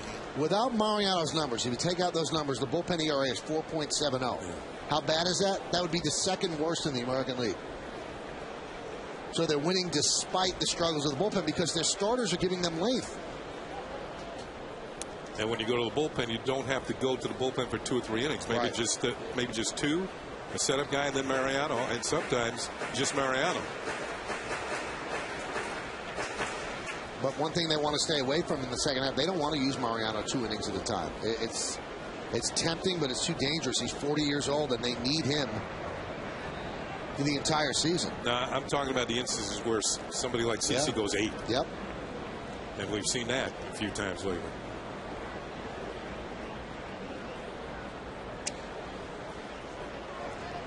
This is how good the starters have been this month. 8-0, 1.86. What more do you want? And this will tell you how good the starters have been. The Yankees bullpen has thrown the fewest innings in the American League.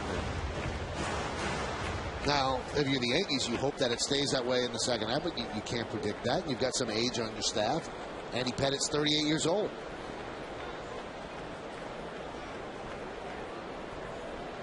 There's Andy, an American League All-Star.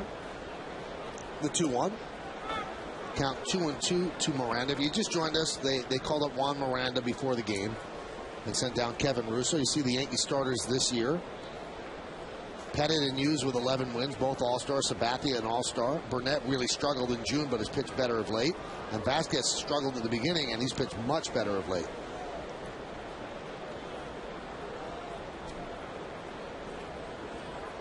The 2-2. So that's going to release the runner. Posada will go on the 3-2 pitch.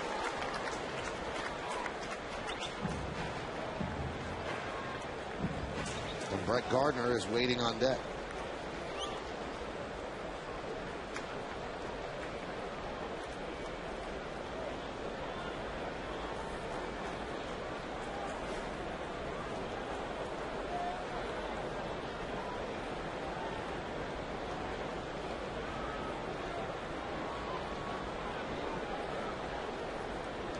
Runner goes, and changeup is swung on and missed. So Shields is mowing down the Yankees. We played 4. It's 2-1 Rays.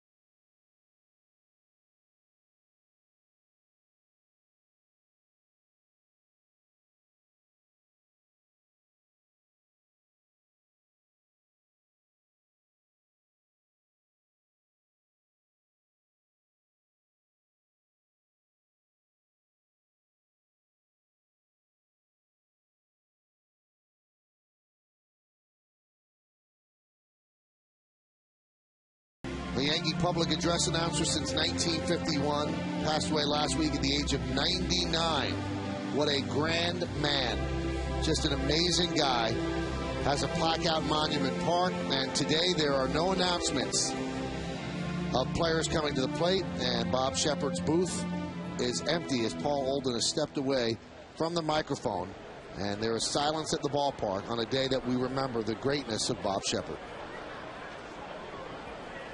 And our condolences go out to his lovely wife, Mary, and his entire family. What a pleasant gentleman. Oh, yes. Just the best. Here's Jason Bartlett. One thing I will always remember about Bob, and you see on the Friday scoreboard, it's 2-1 Tampa Bay over the Yanks. Bob was always anxious to be the first one out of the ballpark so he could beat the traffic and get home to his wife in Long Island. So he would announce the player that he thought would be the last batter, and he'd stand outside the booth. That one is looped into center field. It is a base hit for Bartlett, who was 2 for 2 against Sabathia. And then if that batter made the final out, then Bob would make a dash for the elevator. Now, this was going on when Bob was 95 years old. And the last out would be recorded. The ball would be in the glove, and he knew that his night was over. And a 95-year-old man who was tall, lean, angular, and he'd just be booking. He would be beating writers to the elevator, and then, boom, he'd get into his car, and he'd be on his way home. And that was going on right until he was unable to broadcast any longer because of illness. But 95 years old, he's running down the corridors of Yankee Stadium. One of a kind.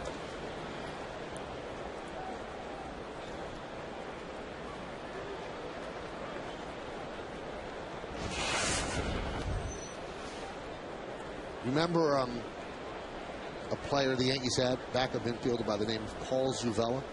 Yes, I do. He was called up, and it was a rainy night, overcast night, rain off and on, and the Yankees were outside the dugout, 5 o'clock, 4:30, stretching. Now, Bob, when there was a new player up that had a name that you didn't know how to pronounce, he would go down and check it out.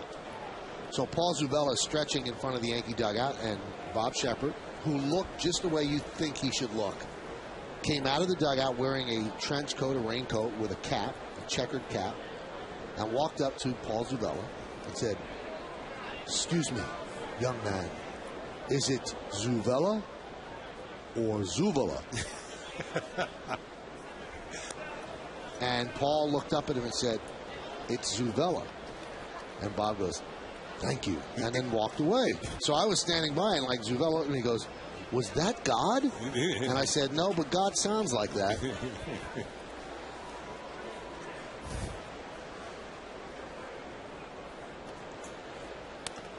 Whether you were a Yankee or a visiting player, just to hear him announce your name at the stadium, as the Rays now have 2 men on with nobody out, is Upton draws a walk. These were some of Bob's favorite names to pronounce: Mickey Mantle, Shigetoshi Hasagawa, Salome Barojas, Jose Valdivieso, and Alvaro Espinoza.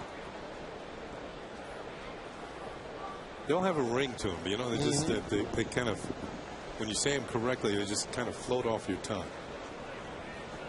Yankees playing for the bunt here with Crawford up, runners on first and second. Line drive, a base hit to right field. Bartlett will round third. They're going to hold him right there. Swisher comes up throwing. The throw cut off by Teixeira, but the Rays are in good shape right now. Bases loaded, nobody out, and their all-star Evan Longoria coming to the plate. Yeah, I couldn't see Crawford bunting there. He's been hitting over 380 with runners in scoring position this year. And now with this base hit, he's got himself an 8-game hitting streak. Kind of reaches out and gets that breaking ball that stayed up somewhat. This one was more of a lateral breaking ball across the zone. So there wasn't that much dive to it. It's kind of hung up there for him to get to it. And he reaches out and drills it into right field. Swisher to it quickly, gets it in. But as Michael said, the Rays are set up here. Bases loaded and nobody out. One of the best RBI men in the league at the plate. Yankees playing for the double play. They'll give up the run to get 2 outs. And an off-speed pitch as Longoria swings and misses.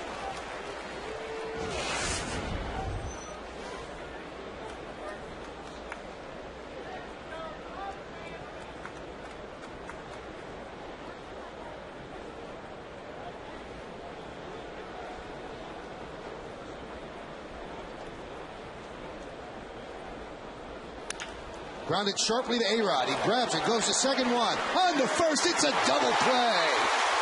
Bartlett scores, but the Yankees will take it. They get 2 outs, and they trail now 3-1. Ball is hit on the nose. It looked like it was getting through the hole, but A-Rod had different ideas. Stretches out, comes up with it, regains his footing, then makes the throw to second for Cano, who steps across the bag and gets the ball off. A little short hop for Teixeira, but he handles it. The turn to double play. And no run batted in for Longoria. Upton moves to third. So that's going to bring up Pena, who has struck out twice. Yankees have the shift on, 3 infielders on the right side. And the pitch. Inside. Had an interesting talk with Mick Kelleher, the Yankee first base coach and infield coach, before the game about the turning of the double play by Robinson Cano, in particular the second baseman. And a lot depends on how hard the ball's hit, the feed from the other fielder, whether it be the shortstop or the second baseman, and how he comes across the bag. The optimum way to come across to the bag is the way he did it just then and there. Because the ball was hit hard, he had time. That means the runner from first cannot get down there and get on him so much. But because Alex Rodriguez lost his footing, it gave the runner a little more time to get down there and get close to him. Still, he comes across the bag, gets the ball, throw off the first base to complete the double play. There are other ways that you see Cano step off the bag, step back, step towards the outfield, but still complete the double play. A lot depends on how hard the ball is hit and what kind of feed he gets from either A-Rod or Jeter. But he can get more on the throw coming across the bag the way he did that particular time.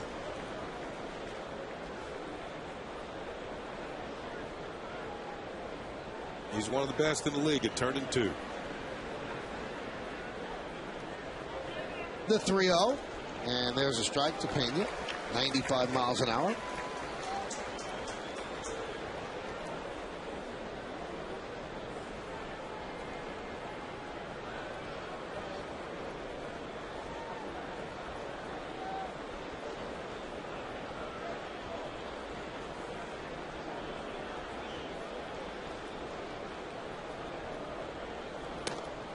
Missed inside, so Pena, who struck out twice, works a walk against Sabathia.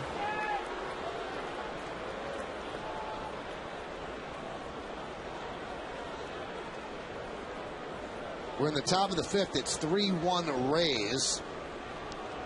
Posada going through the defensive assignments, if in fact he would throw through if Pena goes. Pena not exactly fleet of foot. But just in case the Rays, who are a little funky with some of their ideas, they decide to try to pull a double steal with the speedy Upton at third. Here's Zobrist. Scored in the second inning. And a breaking ball strike.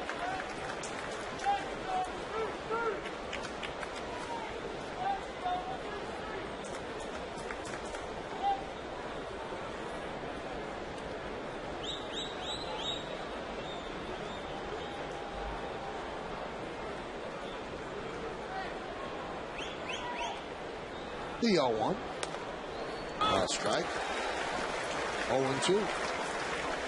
Zobrist hitting just .224, 11 for 49 with 2 outs and runners in scoring position. And he's not having the year he had last year when he hit 27 home runs. He drove in over 90 runs. Earned himself a nice extension. He's going to have to go hard in his 80-some-odd games remaining to get to 20 homers. And there's a difference between this year and last. The 0-2.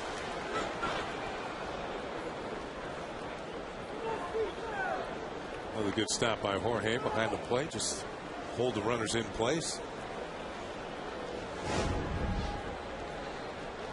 That ball took looked like it hit the corner of the plate and went the other way, and Jorge somehow got his body in front of it.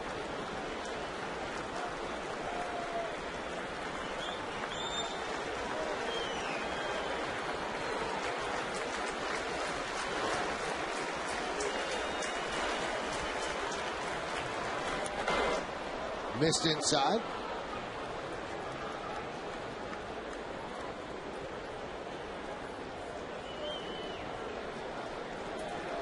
.82 pitches for Sabathia as Dave Island watching his ace left-hander.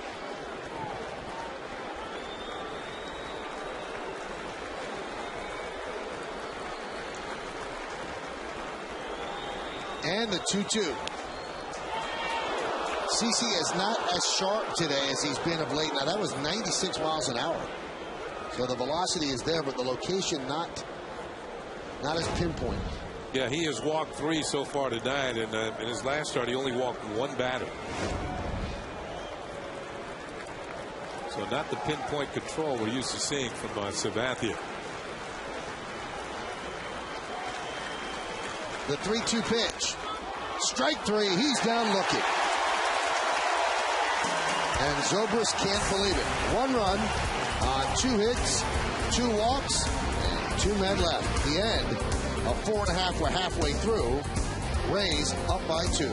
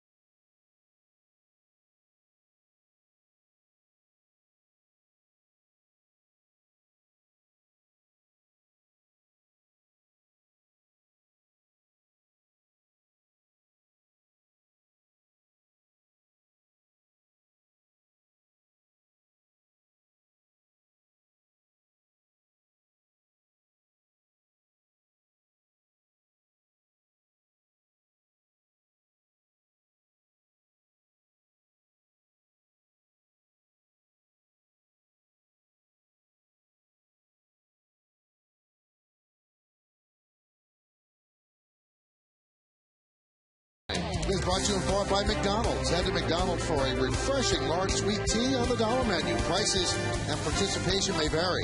Suzuki and the amazing new Kizashi midsize sports sedan. And by Verizon Fios TV, Internet, and phone. This is Beyond Cable. This is Fios. Well, not much to cheer about so far for the Yankees. They pushed 1 run across. That came in the bottom of the 3rd inning against James Shields. It's 3-1 Tampa Bay over the Yankees on the scoreboard, which is brought to you by TGI Fridays.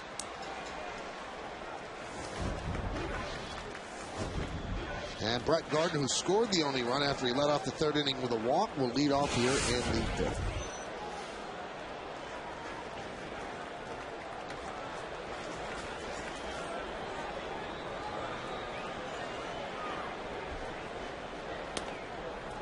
And there's a strike.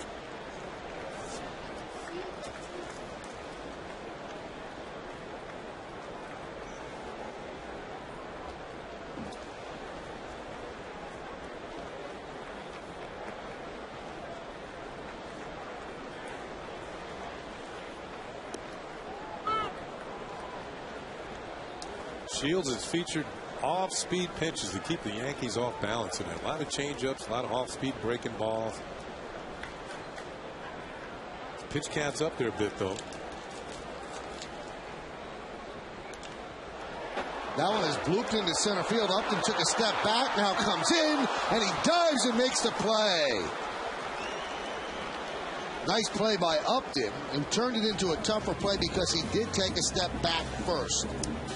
Yeah, there are some center fielders who have made, if they had made the same mistake, would not have been able to recover. But Upton has tremendous speed, long loping strides. And he hustles to come on and make the catch. Replay showed he took one step back or held his ground and then had to recover. And makes it a tougher play, but it's all in the results. He makes the play. Keeps Gardner off base.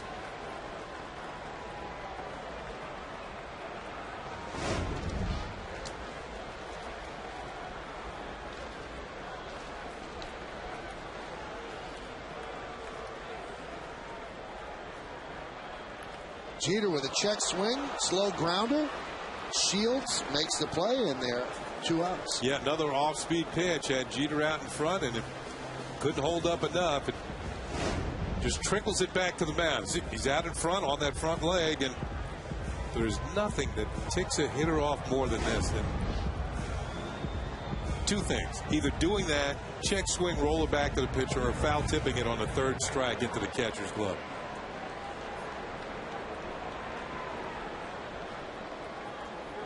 You kind of feel you cheated yourself in either one of those situations.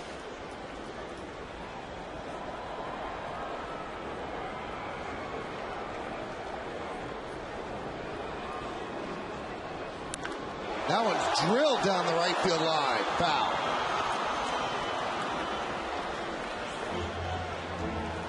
Well, that was fair. You might have been able to say C.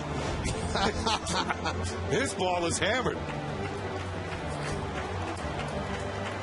Now, 10, 15 feet foul. That one's driven deep to right field. Going back, Kapler. Track. Wall. Leaps. And he makes the play. Oh, what a play by Gabe Kapler. Taking away at least an extra base hit to end the 5th inning. Kapler went back, measured his jump, and much to the delight of James Shields, he hauled it in. Let's see it settle right into the glove on the pinnacle of the league. Good play by Kapler.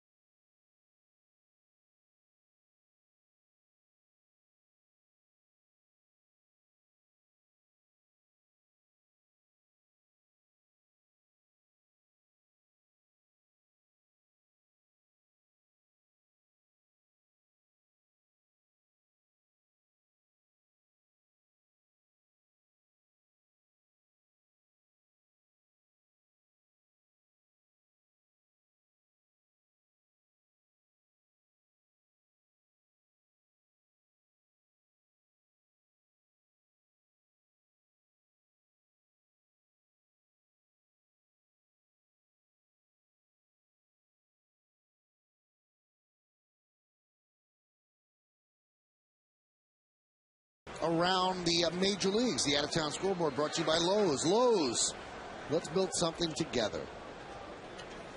Yankees would like to build a rally, but that's not happening. A great play by Gabe Kapler. Took an extra base hit away from Nick Swisher. I don't think that ball would have been gone, but it might have been up against the wall. So Kapler records the final out of the bottom of the 5th. Now we go to the top of the 6th, and Kelly Shopik leads off against C.C. Sabathia. I think the Yankees just saw an example of the athleticism that the Rays have on their ball club. A solid defending team, both in the infield and the outfield. Even when they make a mistake, they make a good play. Upton did.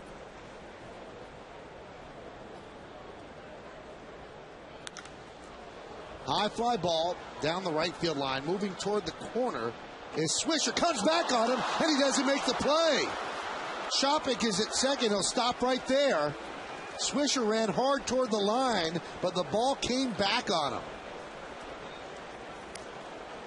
Sometimes, depending on the currents in the stadium, when you're running towards the line, the ball will actually curve back towards the field. You think it's headed into foul territory, and Swisher cannot recover. The ball hit his glove and then falls in. Look at him take a look to see how close he is to the line, and then has to regroup and cannot make the play. This is going to go as an error on Nick Swisher. A two-base error allows Shopik to get to second base. And he's wondering, how did that happen?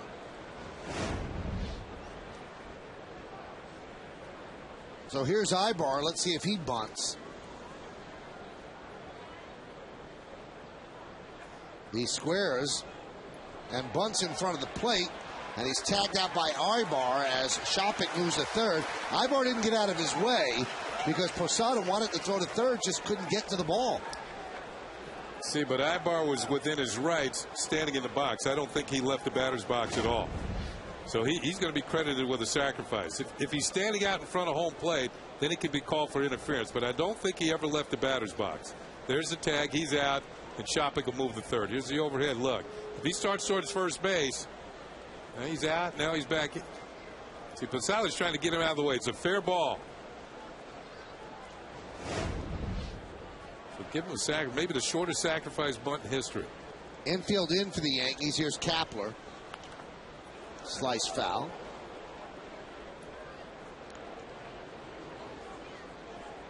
So you score that sacrifice unassisted 2.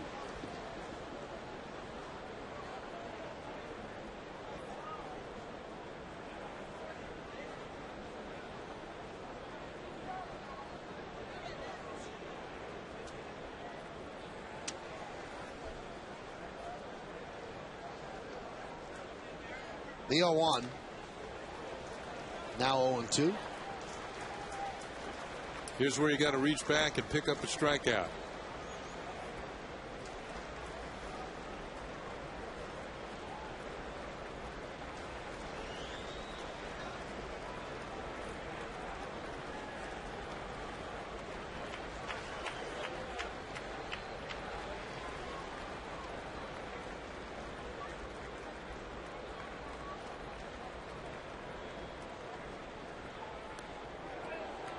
Off-speed pitch, a little bit low.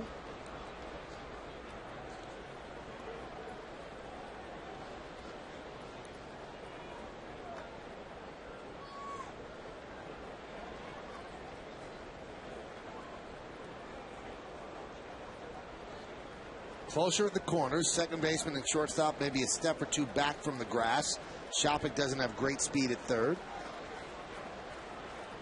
The 1-2 popped up. Coming in is Swisher. No tag. 2 outs. Wasn't deep enough for Shopik to tag. And Shopik came down the line about a third of the way, and just in case Swisher couldn't handle the ball, then he might be able to score.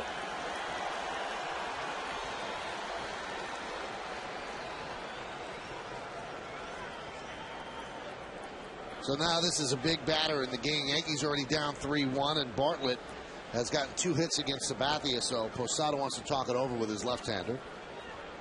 Now Dave Island's going after the man, too, for further discussion here. Yeah, this trying to complete this inning without the Rays doing any further damage on the scoreboard. And they're talking over Bartlett. And now that conference is over. Hey, traveling this season? Take the Yankees with you. Subscribe to MLB.tv today to see every Yankee game live or on demand on your computer. Visit Yankees.com to order and get more details. MLB.tv, baseball everywhere. Bartlett has 2 hits on a total of 3 pitches in his first 2 at-bats. Yankees back up now with 2 outs. Takes that pitch low and away.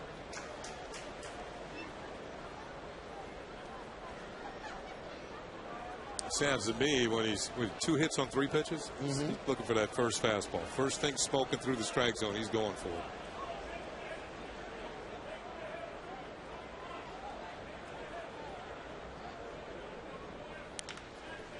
Grounded slowly towards short. Jeter fields and fires, and that'll do it. So the error by Swisher does not haunt the Yankees. No runs, no hits, 1 error, 1 man left. We go to the bottom of the 6th. 3-1, Tampa Bay.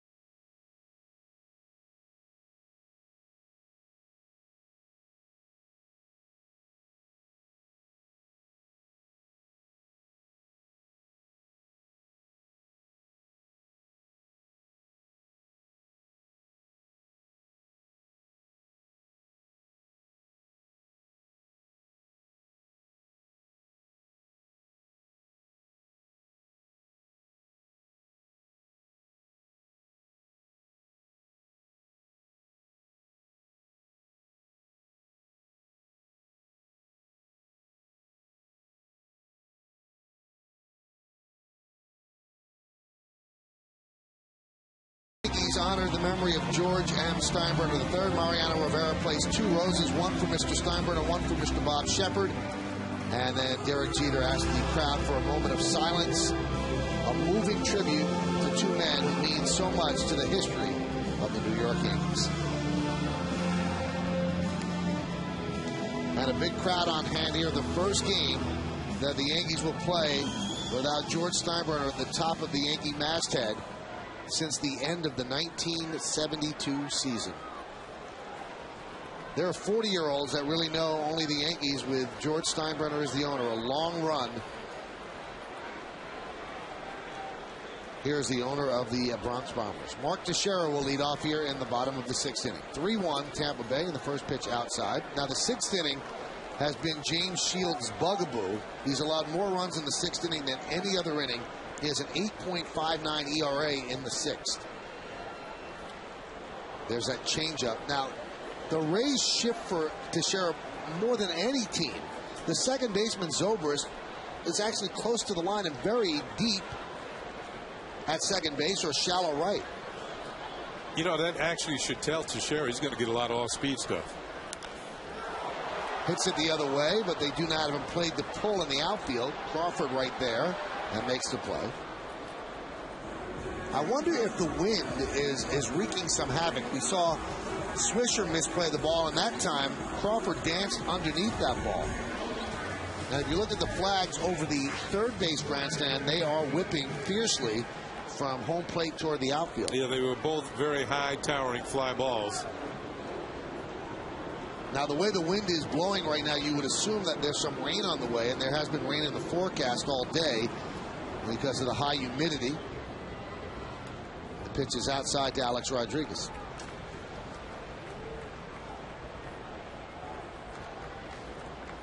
A-Rod 1 for 2 today. He singled up the middle in the first and then grounded into a 5-4 force to end the third. A-Rod has 26 ribbies in his last 19 games, so his numbers not where he wants them to be, but his power numbers, at least his RBI numbers, you can't complain about that. 70 ribbies and 14 home runs, 3 home runs away from the magic 600. And he's not going to get closer on that one as he grounds it to short. for the second out. Meanwhile, the Yankees only have 2 hits against Shields. He's walked 3. And whatever trouble he's gotten into, he's been able to wriggle out of.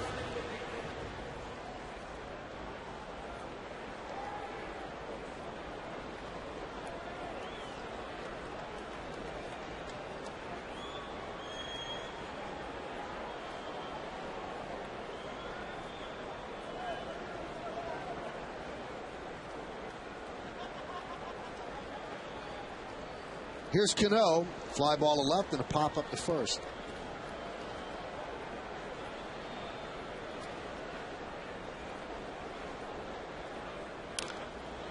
Grounded foul. 76-mile-per-hour pitch.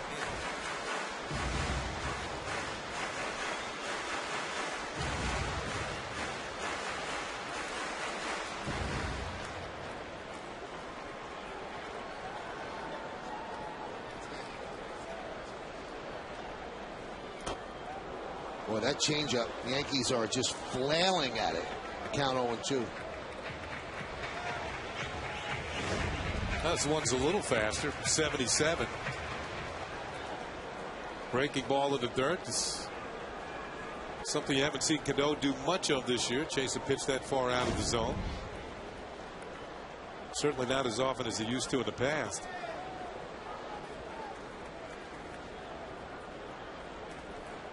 And the 0-2. Count 1-2. Wastes a fastball upstairs just to show it to him.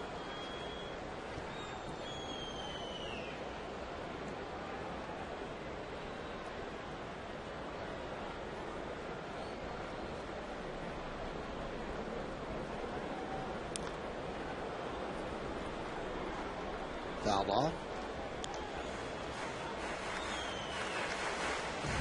Jim Hickey talking it through with some of his pitchers. That is tomorrow's pitcher on his left. That is Jeff Neiman, the big right-hander. He's having himself a pretty good season.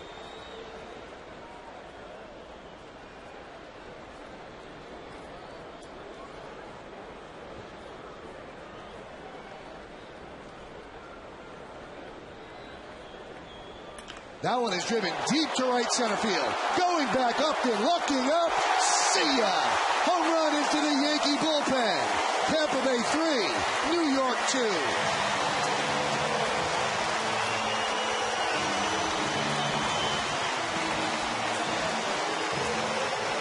And that's the 20th home run that Shields has allowed this year.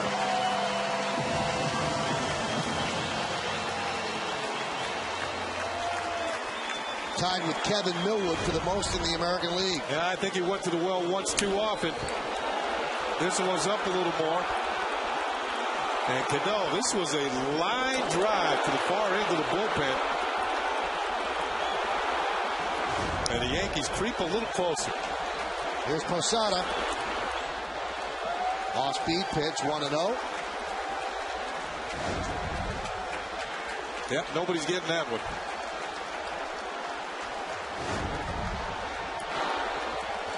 Count 2-0. And that wakes the crowd up just a bit. So 17th home run for Cano, 59th Ribby.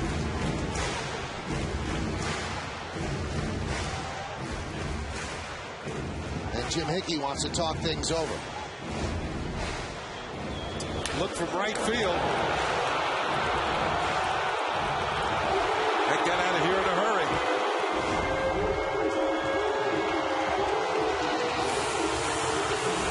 Cano did not hit his 17th home run until August 10th of last year, so well ahead of last year's pace.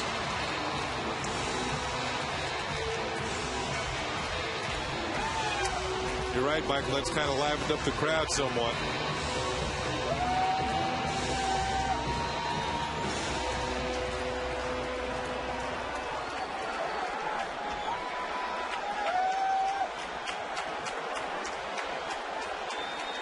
We had told you that he does hit Shields pretty well.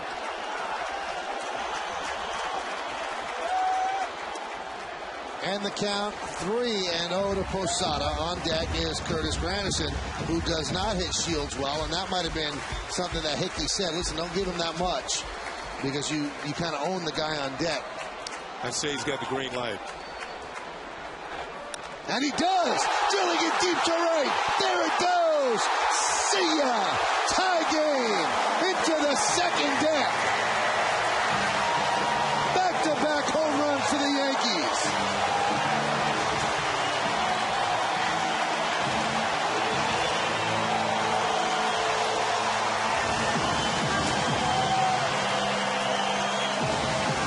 Kenny, you called that. You said green light, and he got it. Well, Joe Girardi's well aware of the fact that Curtis Granderson does not hit James Shields very well. Why not turn him loose? 3-0. He got something up in the zone. As soon as he hit it, the game was tied.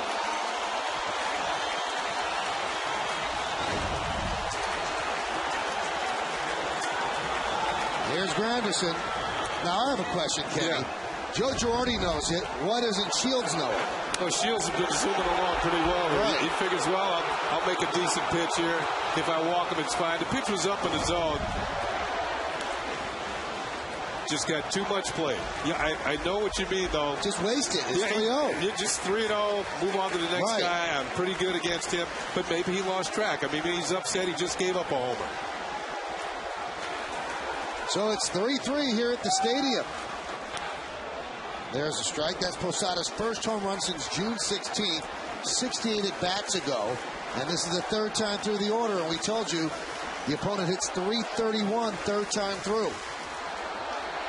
The 1-2. Strike three. Granderson is down looking. So Shields gets the final out, but not before the Yankees come roaring back to tie it. First, Robinson Cano with a solo shot into the Yankee bullpen. And then on a 3-0 pitch, Jorge Posada gets a cookie. It's 3-3 at the stadium.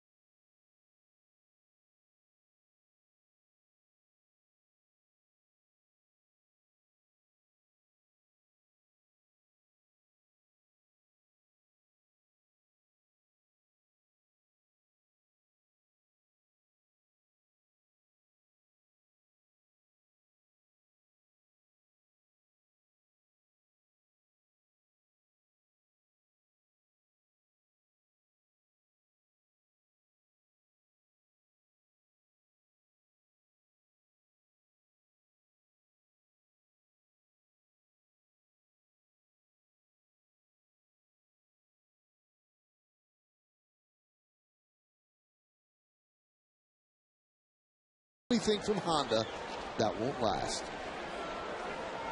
Kenny, after the sixth inning, they drag the infield, the grounds crew does, and they do the YMCA dance. Gotcha. But now they've changed the name of the YMCA to just the Y. I mean, that shortens the dance. When did this happen? I think it was in the last week or so. It's just called the Y.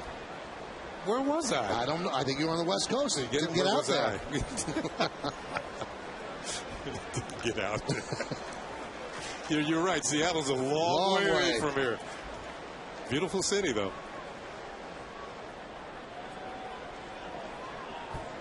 Count 0-1 on Upton. So the crowd still buzzing. How about this stat? That's the first time in Posada's career that he has homered on a 3-0 pitch. Where do we find this stuff? the 0-1. A weak half as he waves through in the count 0-2. Did he tell somebody going around the bases? Or? He just called. He texted me. Oh, okay. You know, that's the first time I've homered on a 3-0 pitch. A lot of people don't like to get green lighted because they feel they have to homer. Pressure's on to get one you like, and he certainly did. That one's grounded in the hole. Backhanded by Jeter. Jump past the first. And Teixeira couldn't come up with it. I think if he comes up with it, they probably get Upton. But it'll be a base hit. Well, you knew right away when this ball was hit. We've seen Jeter make this play, but the throw. Let's see if they had a chance. It would have been close. Yeah. It would have been close. Upton runs pretty well, and when he smells an infield hit, you know he's at the top of his game going down the line. Oh, yeah, I think they would have had him. Yeah, they would have had him. That was a better angle. One more look at it. Oh, Sheriff. That's why you stretch before the game. A couple of things working here for the Rays. First of all, you got Crawford at the plate, who's having himself a pretty good year, an all-star call. And you got Upton at first, who has excellent speed, that has stolen 25 bases this year.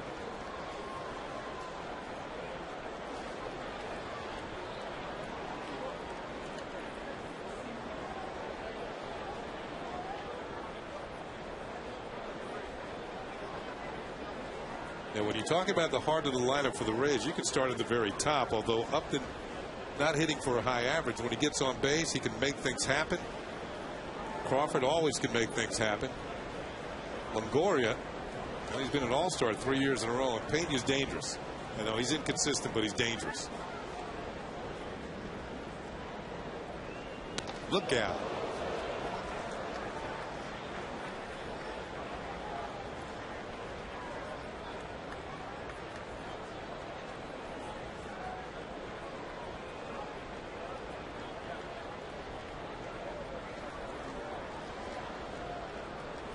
Two of the top five Tampa Bay Rays. Carl Crawford with 31, Upton with 25.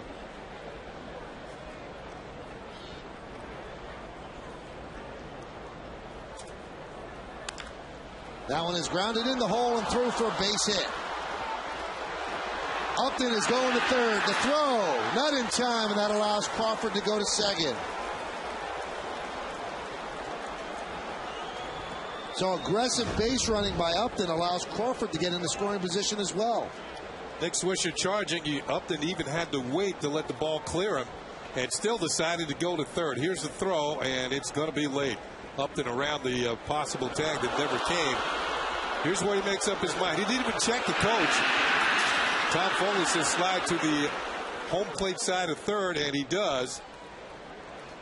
Now they're going to intentionally walk Longoria with first base open. Now Nick's mistake there, Kenny, as you know, he overthrew the cutoff man. Didn't keep the ball down, and that allowed Crawford to move to second base.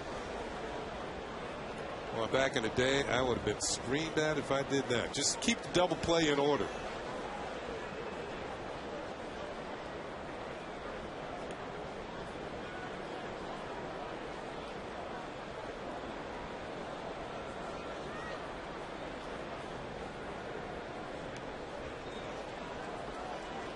So there is an intentional walk to Longoria, and here's what we mean. You're supposed to keep it low enough that Jeter could at least try to cut it off, and that way that would hold Crawford at first, but he wouldn't do it. He didn't do it.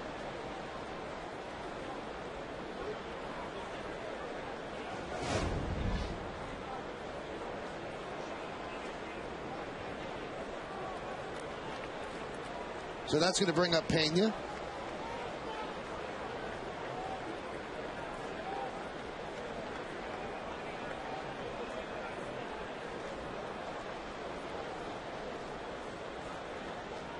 Fifth inning, Rays had bases loaded, nobody out. Same deal here in the seventh. And the first pitch to Peña is a strike. That inning, the Rays just scored one run as Longoria banged into a double play. David Robertson warming up.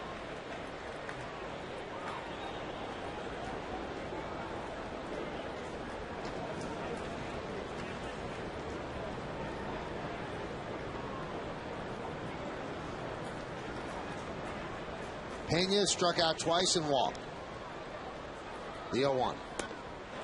0-2.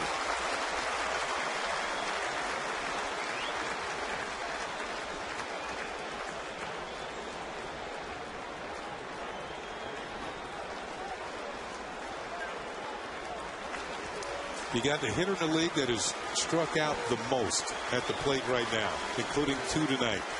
And they need a strikeout. They need a strikeout, so you might be able to get out of the inning with one more pitch if you get a double play ball. But that can't happen unless you can strike Pena out.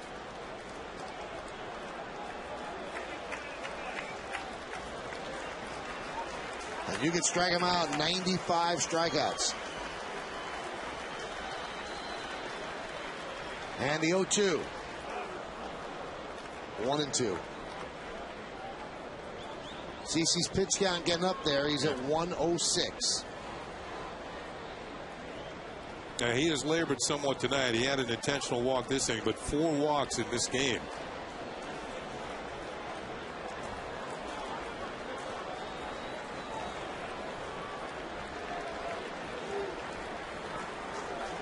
Joe Girardi going through the matchups there. He's got Robertson ready if need be. You've got Zobrist on deck. You've got a 1-2 count on Pena. Swung on and missed. He struck him out. Got just what he needed on the breaking ball. The hat trick for Pena. Well, he knows he needed the strikeout of Pena. He's already struck him out twice, basically the same way. Started with a breaking ball, got a call strike. That might have been the best pitch he had a chance to hit. Waves at another one. Couldn't get him to wave at that one. But all of those pitches, at least the ones that put him away, were down and away. The first one, he just got over the plate for a strike, and Pena took it. Yeah, these are the most walks that CeCe has had in a game since April 22nd at Oakland, when he walked 6. He has not walked more than 3 batters in a game since then. And tonight he has 4. Also wants to hold the Rays off the board because in the past you could come back against the Rays in late innings, but now they've got a big-time all-star closer in Soriano. You don't want to give them back the lead after your team just got you back even. So here's Zobrist. He is 1 for 3. James Shields wants some runs. Make up for those back-to-back home runs in the bottom of the 6th. We're in the top of the 7th. 3-3 game, bases loaded. Strike.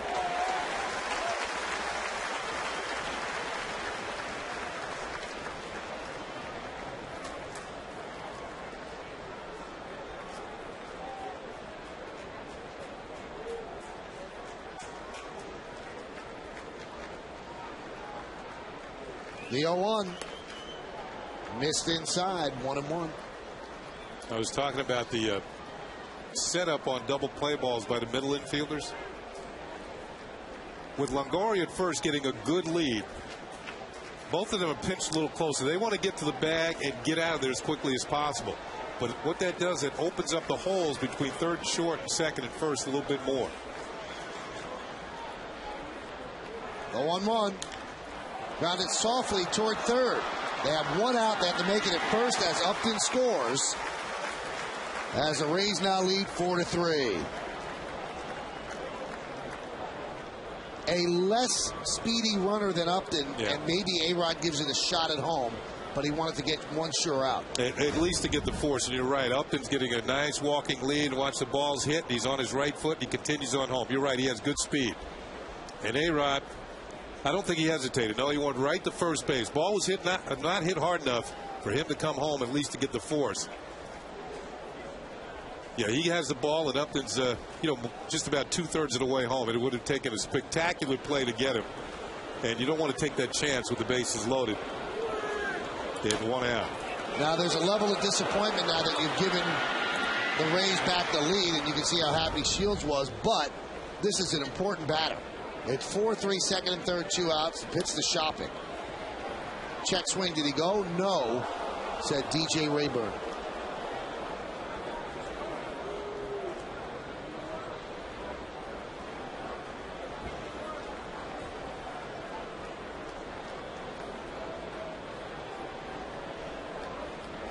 is Balfour, still up in the Rays pen.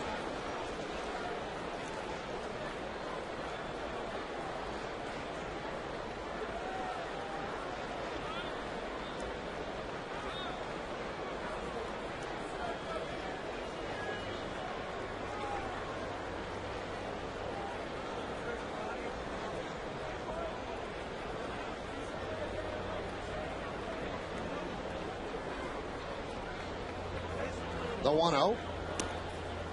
2-0.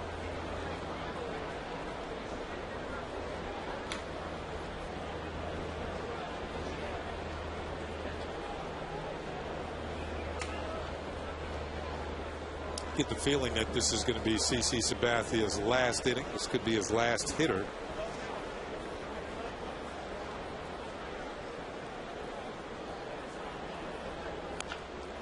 Off the end of the bat, a slow roller. Cano is there, and they just get Shopping for the final out. But the Rays take the lead. 1 run on 2 hits, no errors, and 2 men left at the end of 6 1/2. Time for the 7th inning stretch here at the stadium. Rays.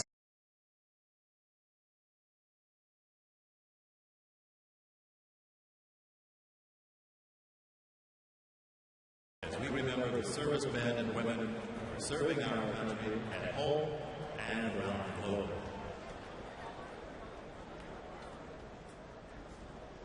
Thank you. Now please join Kate Smith for her rendition of God Bless America.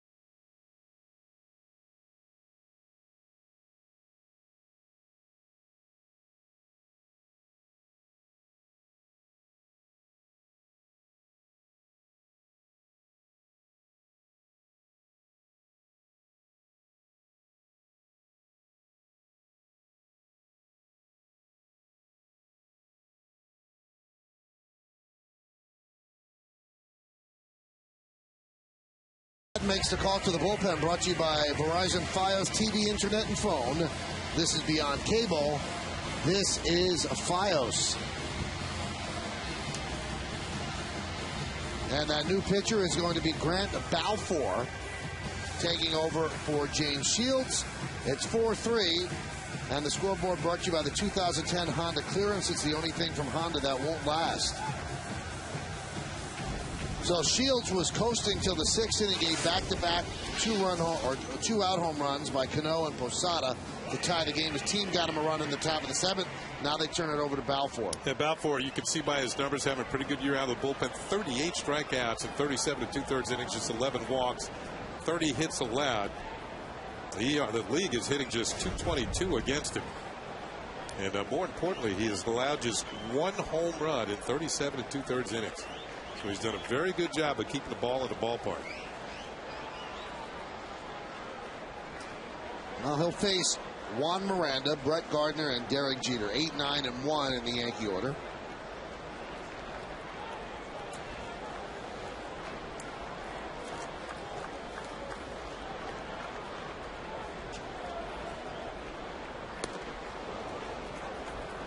Balfour has a live fastball, which he just throws for a strike.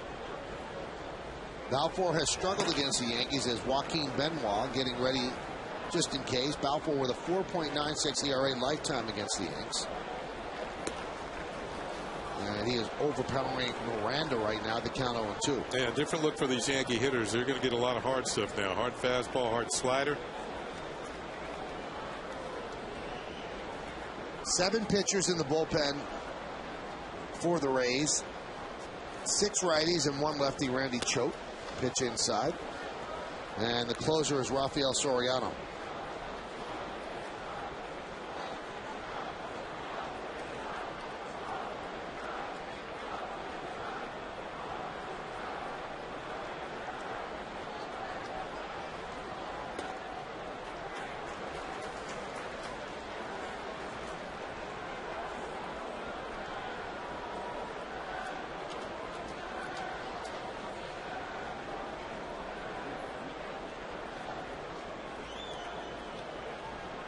Two balls, 2 strikes for Miranda. Balfour deals. Rip foul. Turn that fastball around. Hey, that's one of those tough souvenirs. That was one of those glove only. You got a glove, you got a chance. If you don't, wait till it hits the seat and pick it up. There's a happy young man, satisfied customer. Wow.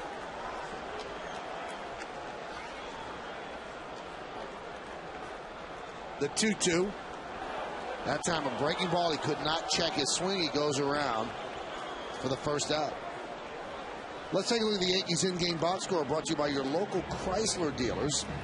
Not many hits in there, just 4. One by Swisher and RBI. Alex Rodriguez with a single. Cano with a home run. Posada with a home run. That's it. A walk was issued to Teixeira. A walk was issued to Gardner. He also scored a run.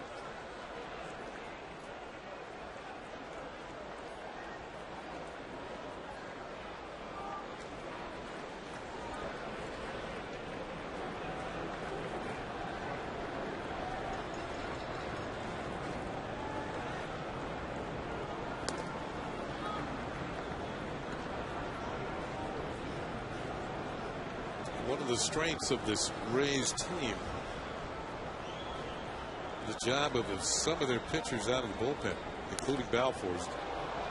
Benoit, he's been excellent.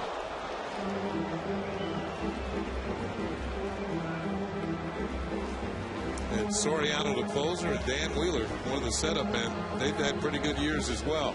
So when Joe Madden's gone to the bullpen, they have more often than not answered the call. The 0-2. 1-2.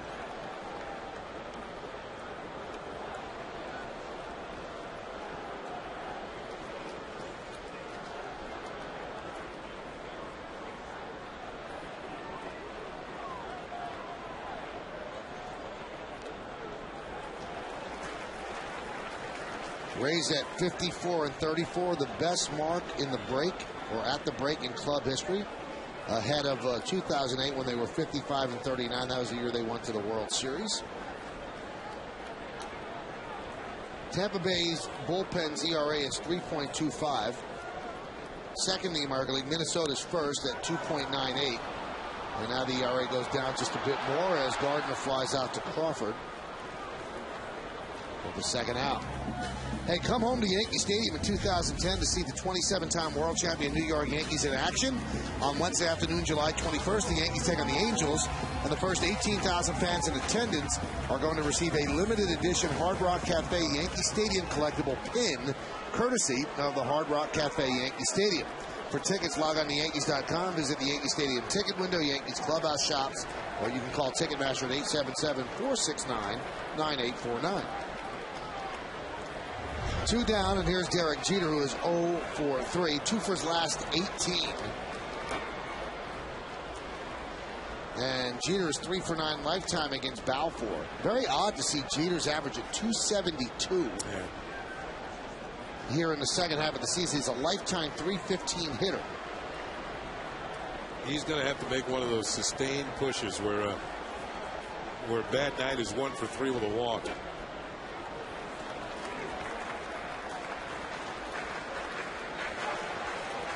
Had a great April, and then it's gone downhill since. 281 in May, 243 in June, 186 in July.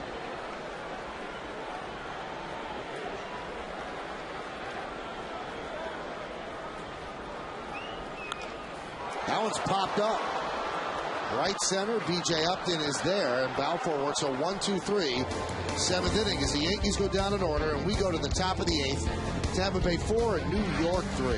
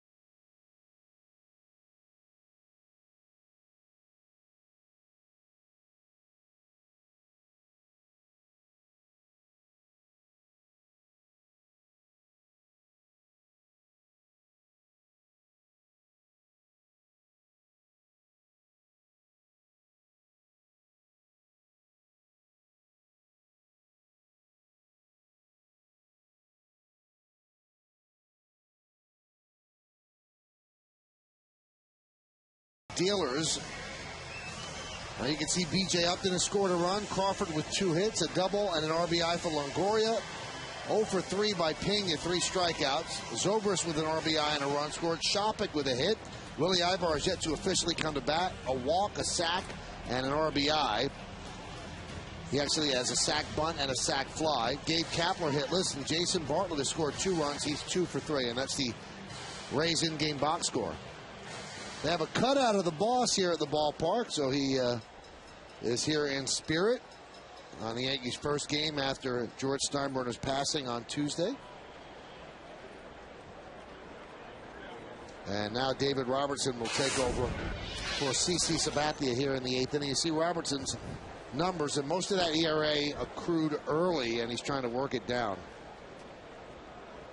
He'll face the bottom of the order, starting with Willie Ibar. And Ibar spins around to the left side against the righty Robertson and takes a strike.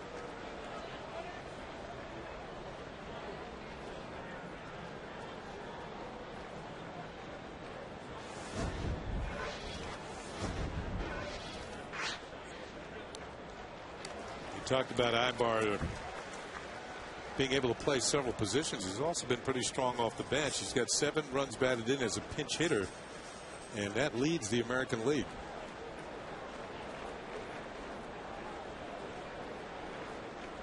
A couple of years ago when Evan Longoria was still in the minor leagues, they didn't start him up in the big leagues out of spring training because they didn't want to start his arbitration clock. Willie Ibar was the starting third baseman. And then about a week into the season, they called up Longoria and signed him to that long-term deal so they didn't have to deal with arbitration. And Ibar's pretty much been a utility, super utility guy.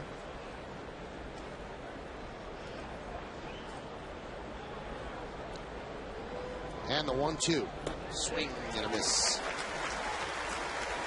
One away.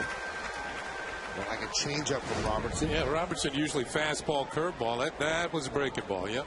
But it was off speed enough that he had Ibar out in front. It puts him away. Good pitch.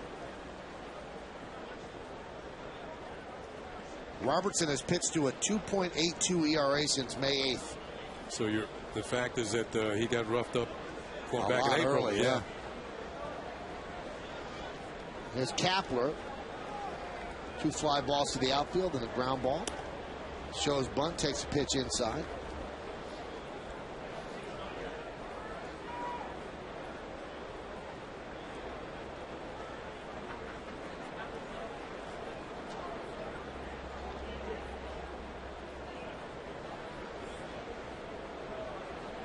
Until May 8th, he had a 13.50 ERA.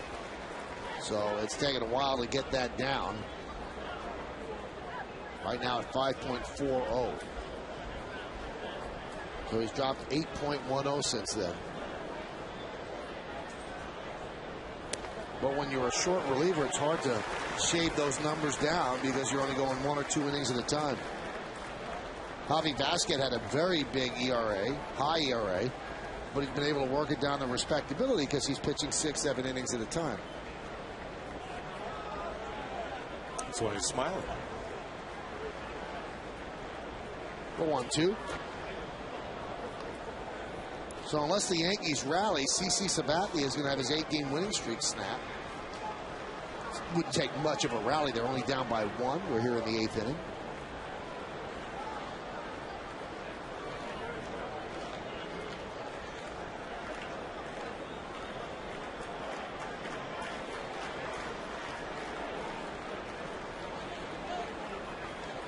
Swing and a miss on a breaking ball.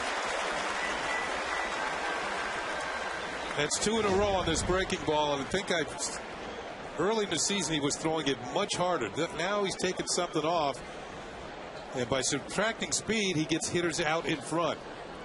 So he struck out Ibar and Kapler on the same pitch.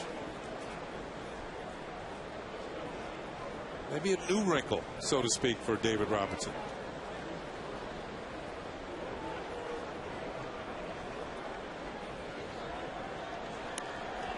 And there's a fastball strike to Bartlett.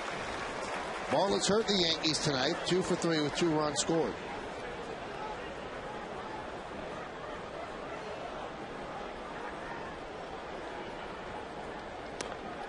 Another strike. This one on a breaking ball. So Robertson has it all working. What you going to throw here, Michael? Another hook? Maybe in the dirt? Get him to chase it? That's what I would go with. All right, let's see. And that's what he did. 1, 2, 3. 3 strikeouts for David Robertson. A lot of breaking balls, live fastball. Now it's time for the Yankee offense to wake up. They're down.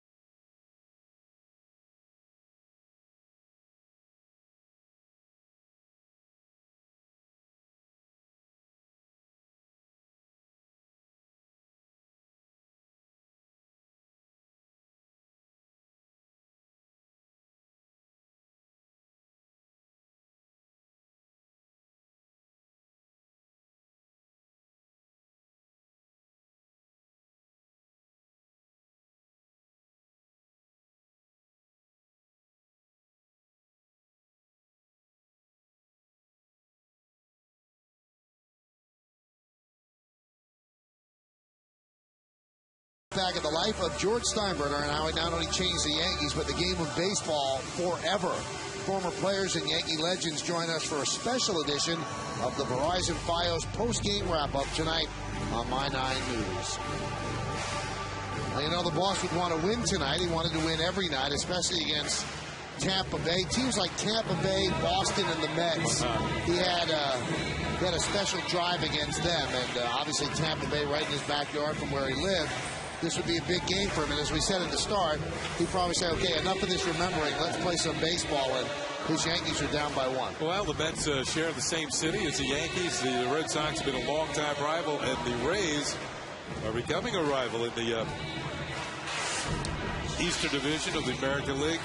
These numbers kind of speak for themselves. Wow. 40 strikeouts in 27 and 2/3 innings. Over a 3-game stretch, Benoit struck out 9 hitters in a row. And the ERA 0.65. Yankee fans might remember him with Texas. He had injury problems in Texas. He had been a starter, a reliever. They didn't really know what to do with him. But it seems like the Rays have uncovered his secret. 10-1 strikeout to walk ratio, amazing. And his whip is 0.506. And a whip of 1 is considered very good. That means walks and hits per innings pitch. So Benoit will face Swisher, Teixeira, and A-Rod. Impressive top of the 8th inning for David Robertson, striking out the side in order. Rays have doubled the Yankees in hits, 8-4. They lead 4-3. Pitch outside, a 1-0. Swisher against Benoit, 2 for 9, which is 222, but both of the hits are home runs. Flirted with a home run in his last time up, but a great play by Gabe Kapler, leaping against the wall. Probably wouldn't have gotten out, but would have hit the top of the wall and bounded back for extra bases. That one he fouls off. Nick had an RBI single in the 3rd, struck out in the 1st.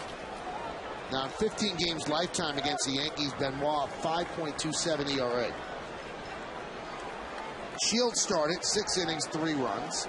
Grant Balfour worked a 1-2-3-7. And Benoit here starts the 8th. The 9th inning, the property of Rafael Soriano, the closer.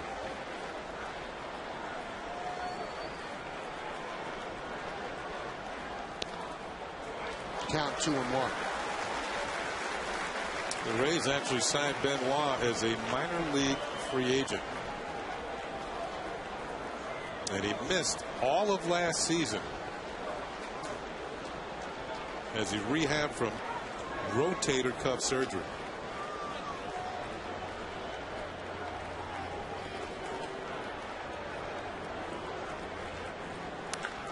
Driven deep to right field. There it goes. See ya. Tie game.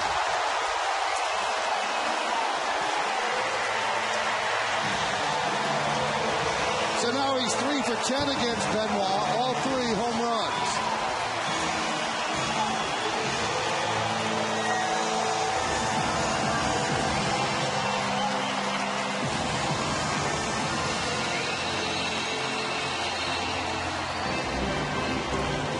Lately, Benoit has not been giving up much, but he just gave up a long home run to Nick Swisher.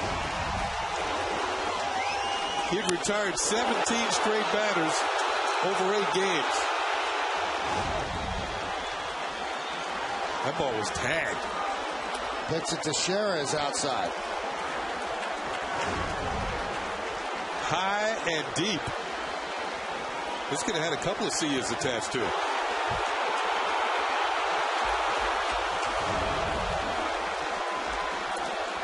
Now for Swisher, it's his 16th home run of the year, but his 8th at home, and that matches his Bronx total from all of last year.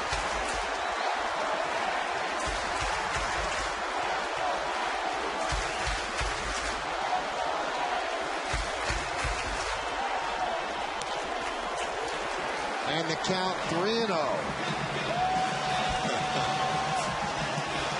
They've got some high aspirations. Oh, my goodness. The 5th deck.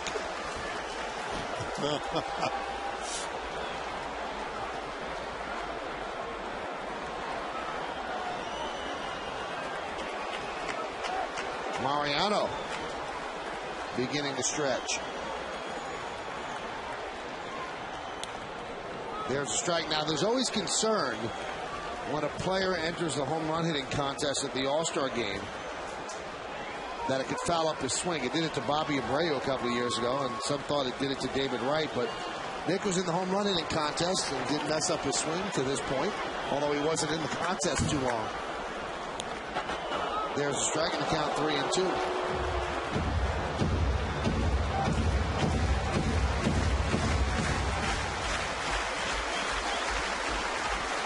A crowd of 47,524. And a crowd on the right side of the infield as well.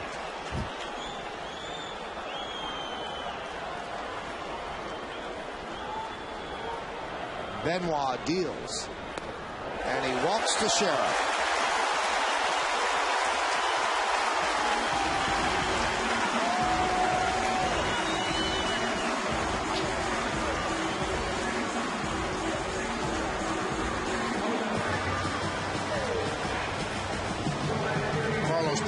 Trying to settle down his pitcher. And that's going to bring up Alex Rodriguez.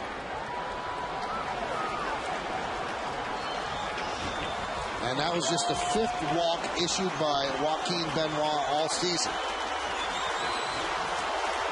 Well, you get a little more careful when you got a hot hitter with the ability to change a ball game with one swing. And he's got the very same thing facing Alex Rodriguez. And the guy on deck, too. Hard part of the lineup to navigate. Count 1-0.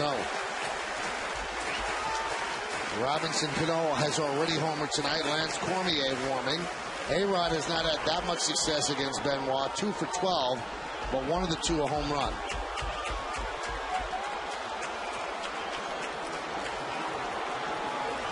A-Rod 1 for 3 tonight. Longoria deep at third, close to the line, guarding against the extra base hit. Pitch way outside. If you're Teixeira at first base, you look around and look at the outfield. You see that Upton is playing A-Rod towards right center. That means that there's a line drive over shortstop. You should be able to get to third base.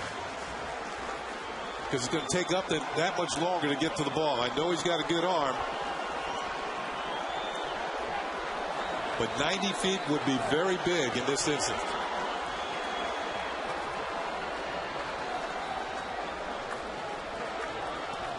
And the 2-0.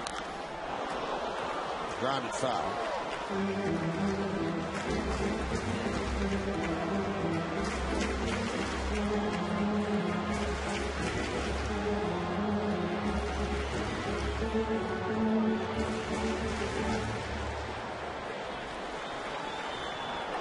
Third pitcher used by the Rays. Shields for 6, Balfour for 1, and now Benoit, who's given up the game-tying home run to Swisher and walked to Shera. And now 2-1 on Alex Rodriguez.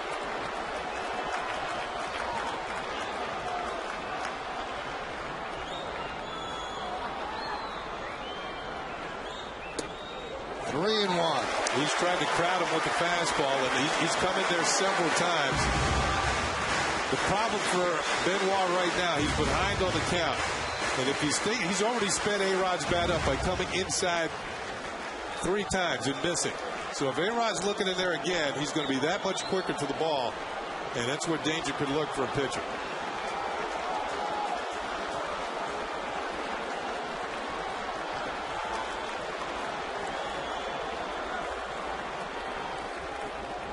Three-1. Pop him up. Zobrist will make the play for the first out. Let's take a look at the sequence of pitches. And to Benoit's credit, he came in there one final time. There's ball. Everything's in except for this pitch. In again. In again. And there's the one that popped him up. A-Rod was looking for it, but he got underneath it.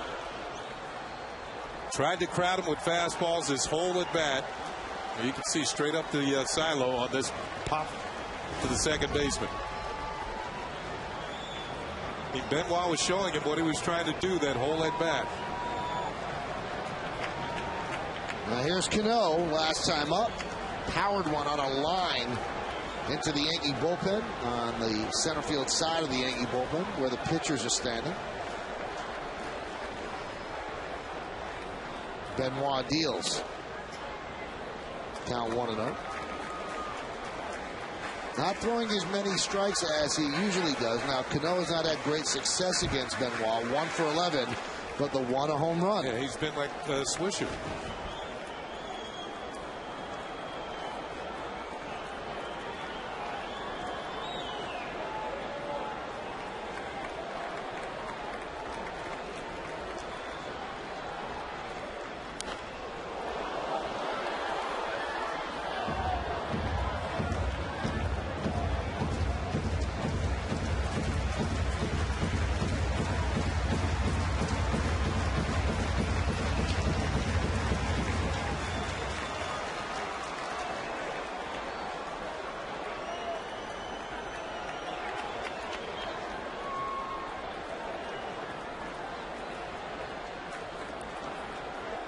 Rays led 1-0, 2-0, 2-1, 3-1. Then it was 3-3, 4-3 Rays, and now it's 4-4.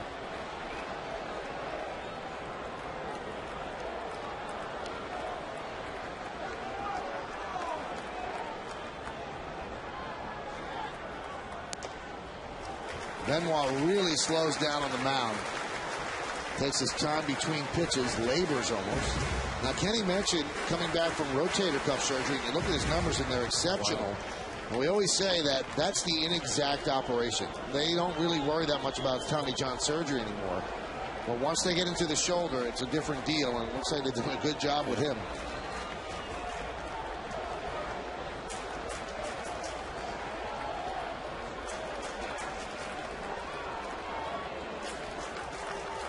The 2-1.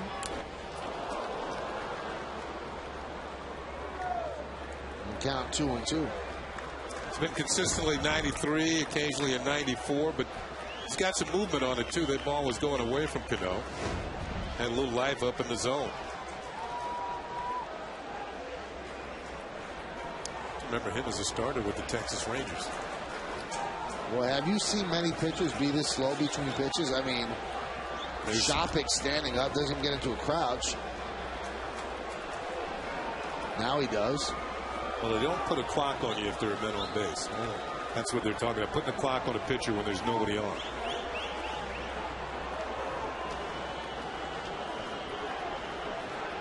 The 2-2. Foul back.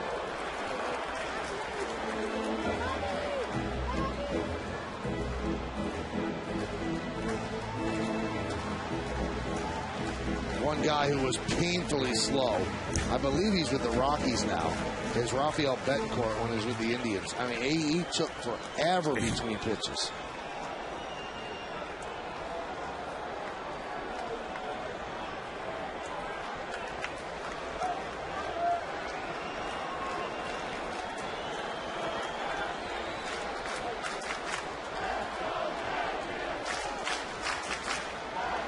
And the 2-2.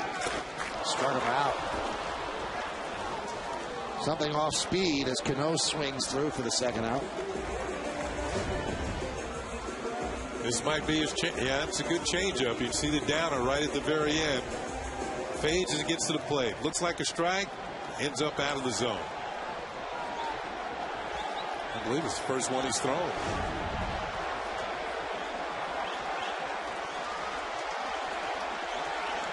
So here is Posada. He homered his last time up.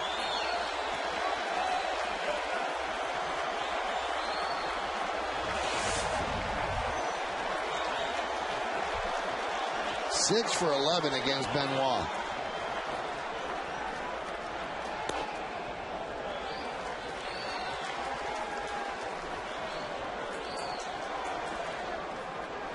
Like I said, there's just certain pitchers that throw your speed, and you know it, and most of the time they know it. Bottom of the 8th inning. It's a 4-4 game.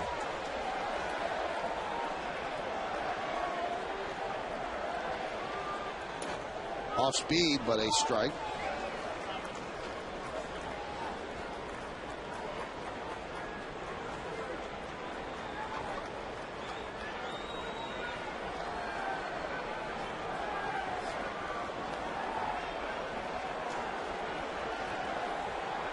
on a night where we remember the passing of Bob Shepard and George Steinbrenner, Jorge Posada's nickname is Sado. His teammates call him that. And the reason they call him that, it was a rare misspeak by Bob Shepard when Posada was called up. He looked down at the sheet and thought he saw an O rather than an A, and came on the PA system and said, now batting for the Yankees, Jorge Posada. And you know how unforgiving players are. That has been his nickname ever since. That's why they call him Sado.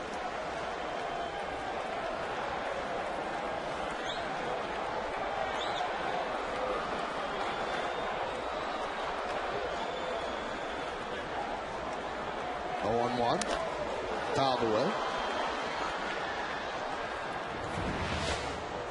Posada was able to tie this ball game in the 6th inning on a 3-0 pitch. His 10th home run of the year. Picks up another run batted in. He's only 6 runs batted in from 1,000 in his career. It's a nice round number.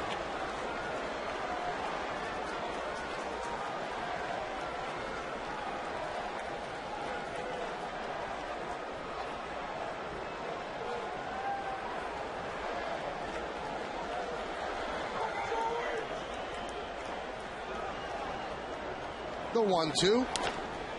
Tries to pull an off-speed pitch, pulls it in the hole. Zobrist gets the ball to Pena, and they just get Posada for the final out. As the Yankees strand one, but they tie the game. One swing by Nick Swisher into the second deck.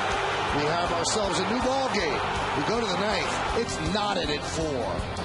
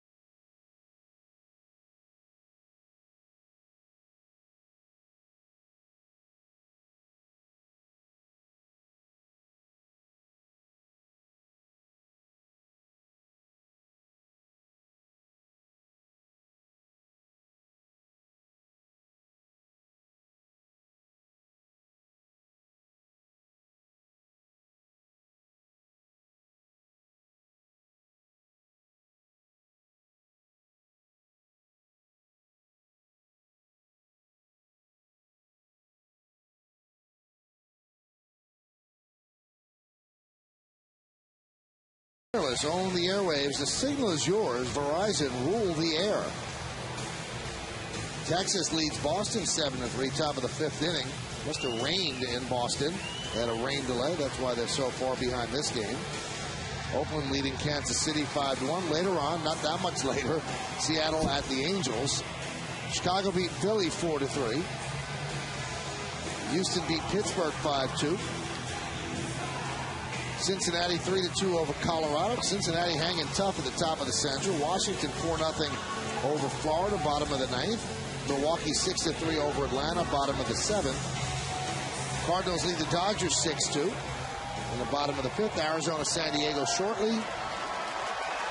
And the Mets at the Giants in about a half hour. And now it's time for Mariano Rivera to face the top of the order. You see his numbers. His ERA 1.05. He's finished with a sub-2 ERA 6 of the last 7 seasons. This is a situation you bring your closer in at home with the game tied after 8, because there will be no save situation. If your team scores, you're going to win. Tied up there. So if the Yankees win this game, it is going to be in walk-off fashion. They've had 2 walk-off wins all year. And Mariano's last 19 games, Mariano 21 innings, 8 hits, 1 run, 3 walks, and 22 strikeouts. Shattered bat, and Alex Rodriguez was afraid of being hit by the bat and could not come up with the ball. Bat and ball were coming at the same time, and he was trying to avoid the bat and catch the ball, and he couldn't navigate that. We'll see how they score it. It was as if the ball and the bat were glued together coming in his direction. There's the ball, followed by the bat. Upton jabbed. Off the glove. How do they score it? Base hit. They give him a base hit.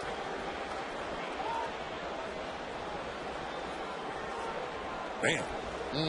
I think that's the first time I've actually seen that. Usually the ball will go in a different direction than the bat head will.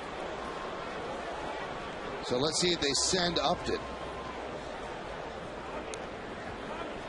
A-Rod playing in at third for Crawford. Crawford is 2 for 4. He's been on fire of late. Now has an 8-game hitting streak after his 2 hits tonight. Infield said a double play that, but it's going to have to be a rocket to get these 2.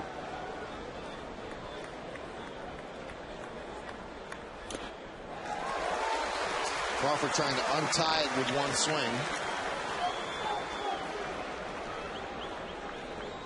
Soriano the closer, and then Randy Choate also up. Due up in the bottom of the 9th inning. Granderson the left-handed hitter. Juan Miranda also a lefty, and Brett Gardner. So 3 lefties in a row.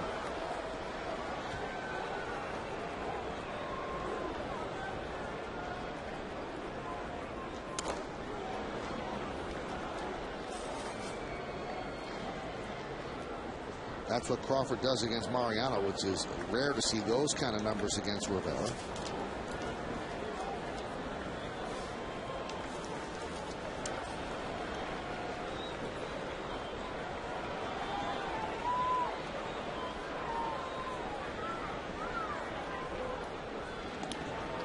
Very close as Upton dives back.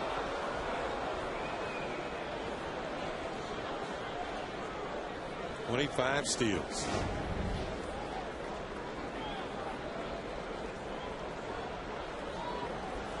Reaching for that far corner.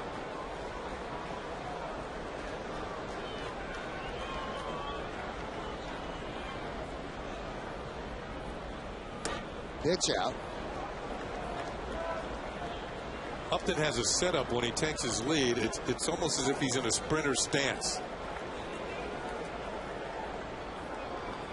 There are the stolen bases. Rays well out in front with 110. Like he's in the starting blocks.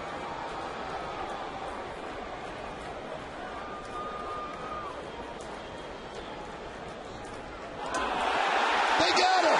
They picked him off. Mariano with a quick spin move fired to Teixeira and picked off Upton.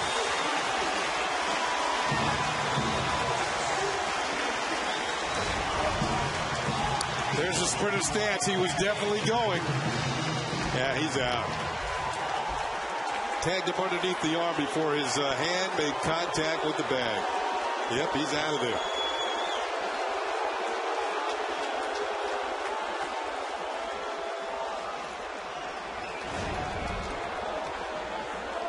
The 2-1. Foul back. How about this? All year, opponents have not attempted a stolen base against Mariano. You can yell at the umpire all you want. Replay suggests that he was out.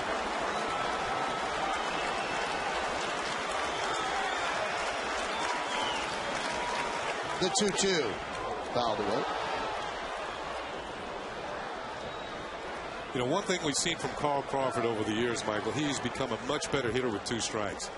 When he first came out the big leagues, It seemed like you could leave the zone, he would chase upstairs, and he has become much more refined hitter, maybe having his best overall year with an average over 300, well over 300.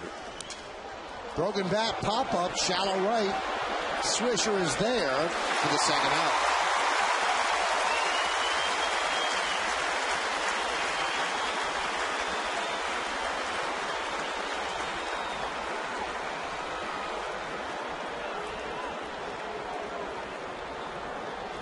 And now the dangerous Evan Longoria.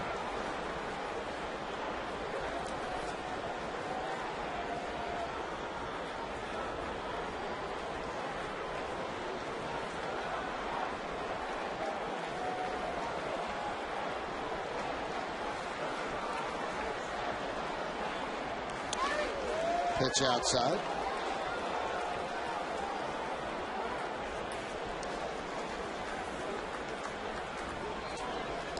Two for 8 against Rivera. One of those a home run.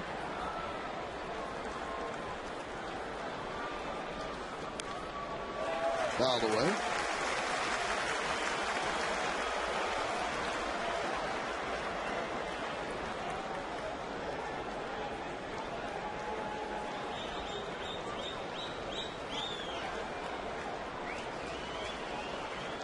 Two down, top of the ninth, 4-4 game. Rivera on the mound, the 1-1. There's a difference that we've seen in Rivera over the years. Now he will work that inside corner to right. It used to be away. Yeah, first two pitches were away, and then he comes inside. Longoria can't catch up.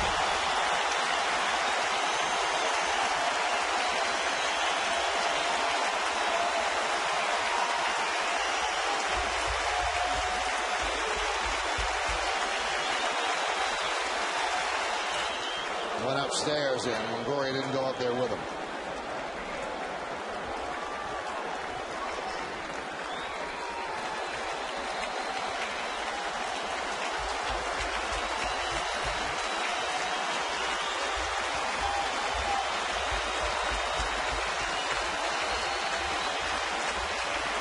The 2-2.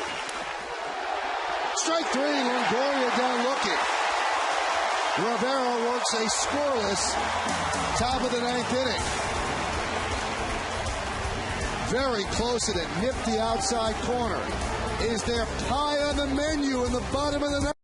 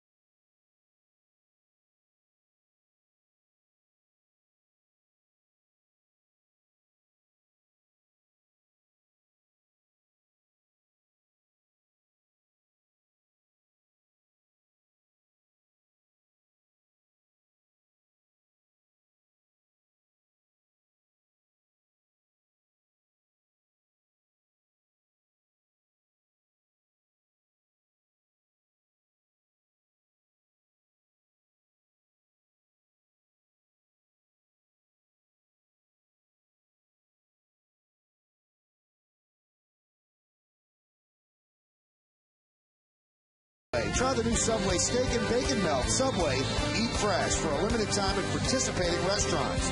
Your Tri-State Cadillac dealers. Visit CadillacTristate.com to find a dealer near you. and by Verizon Wireless. Own the airwaves. The signal is yours. Verizon. Rule the air.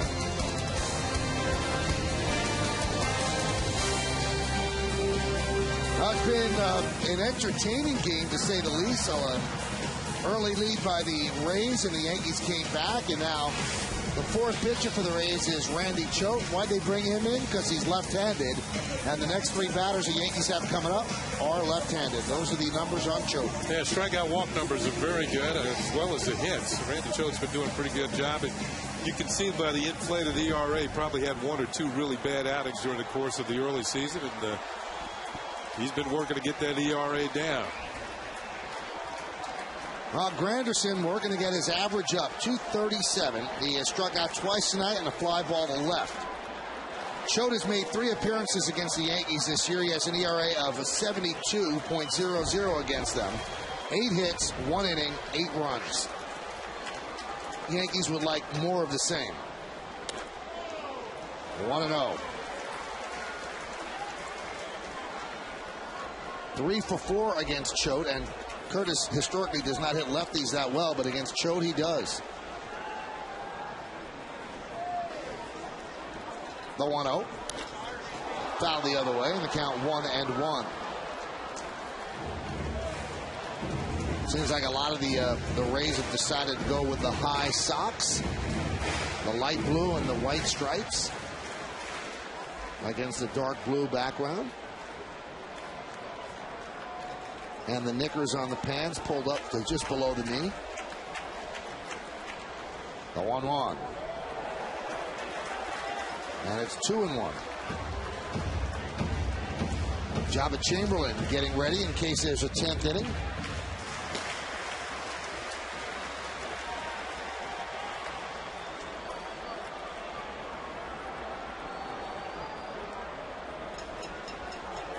The 2-1. And the count 2-2.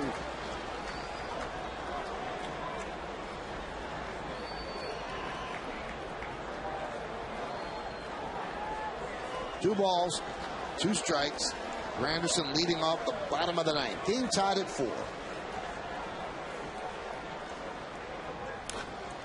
Still 2-2.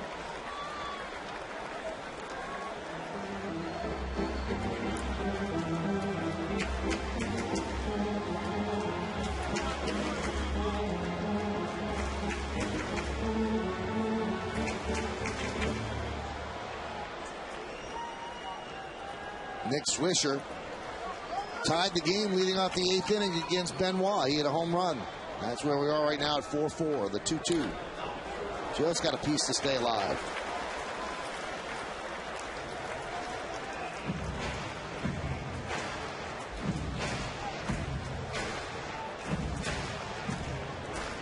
Yankees have 3 home runs tonight. That matches their season high.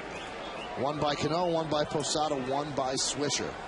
They jumped over the 100 home run mark tonight. Cano's was number 100, now with 102 on the year. And there's a base hit to start off the bottom of the 9th inning. So Granderson now 4 for 5 lifetime against Choate, and that is the winning run. He had kept everything low and away, and you can see Pena hugging the line, guarding against an extra base hit, and leaves more room between first and second. And Granderson's able to use that hold to his advantage. Finally got a pitch he can handle. Everything else had been kind of down and away. And he rakes it into right field. Well, they're going to send up Ramiro Pena for Juan Miranda. And there's one job here, and that's to bunt. He wants to bunt Granderson to second. Then it'll be up to the Rays what they want to do with Gardner with first base open and then Jeter on deck. But we're getting a little ahead of ourselves. Let's see if Pena can get the bunt down. Has not had a good season average-wise, but still 10 runs batted in. And he happens to be a very good bunter. He has 2 sacks so far this year, obviously in very limited time. And he has 3 career sacrifice bunts. Evan Longoria in on the grass at third. And ready to charge is Pena at first. Now, Joe Girardi has told his players, you see a lot of movement in the infield, you could swing the bat. but I think they want Pena to get the bunt down.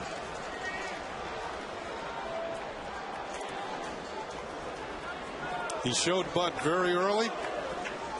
Choked through the first, what a pitcher usually will do in these situations, just to see if the hitter will commit. And then he draws the bat back. And watch the brakes be put on by Longoria third. A little gamesmanship.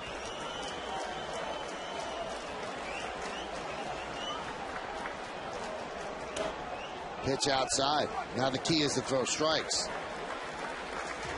And the key is to bunt a strike. He's got a speedy runner at first. It doesn't have to be the best bunt ever, but you can't lay one down. Longoria is really charging from third base. I think you'd want to stay away from him if you could. Pena has to hold the runner. You want to get it to him or make the pitcher choke field it. And the bunt is down. It is a beauty. And they just get the hustling Pena for the sacrifice as the winning run moves to second base. Well, that's what role players are supposed to be able to do. When the manager calls your name, calls your number, and you get up there and you're asked to bunt, steal a base, move a runner over, you're supposed to be able to get the job done, and Pena does so. So the sacrifice is successful 2-4. See, deadened the ball right in front of the plate. Added a couple of revolutions to move away from the catcher. Perfect form. And now Granderson 180 feet away from winning the game. And here is Brett Gardner.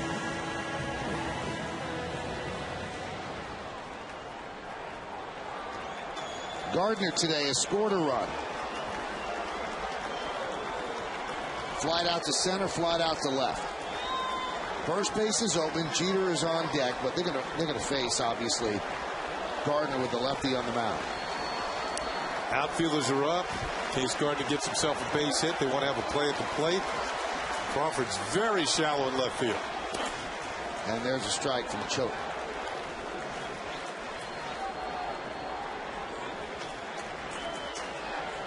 And they're calling Kapler into right field. They want him to move in. That's Dave Martinez, the bench coach, to give him a better chance to throw around. He's moving in now.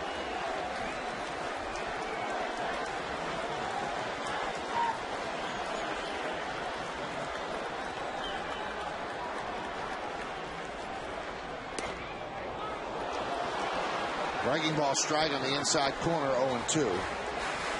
That does not unnerve Gardner. He handles two strike counts very well. Spoils pitches.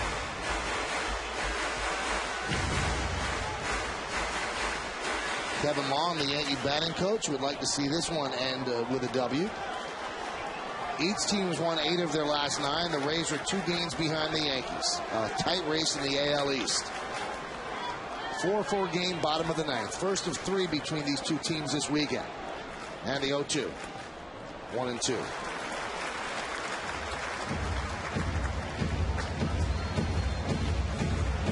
Dan Wheeler and Lance Cormier are already in the bullpen. They only have righties left out there. The only lefty in the bullpen is Choate.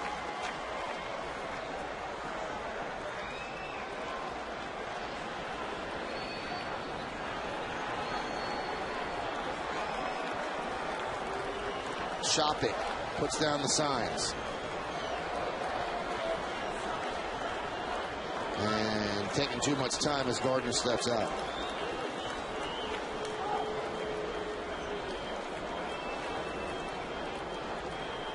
Derek Jeter is on deck.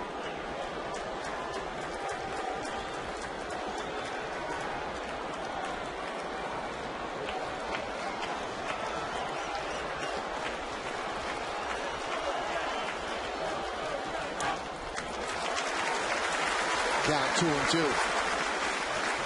Watching Granderson at second, and he's getting a very good secondary lead because the Rays infielders, Bartlett at short and Zobrist at second, are really nowhere near him. So he should be able to get a pretty good jump. He takes his initial lead, but the secondary lead is the one where the pitch is on its way to the plate.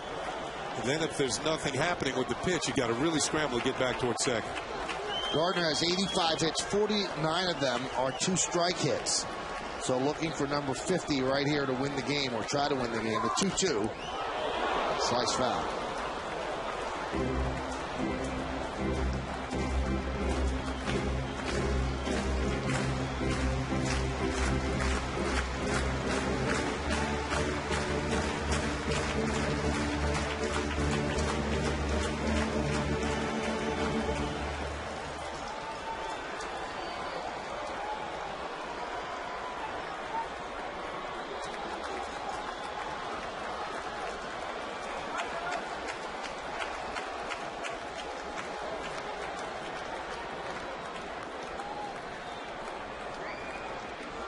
The pitch. He's worked at the 3-2. So from 0-2 to full.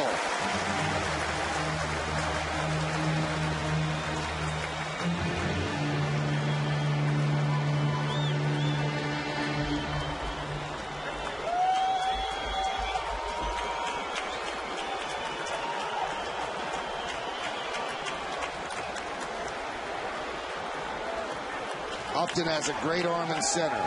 Kaplan with a good arm in right.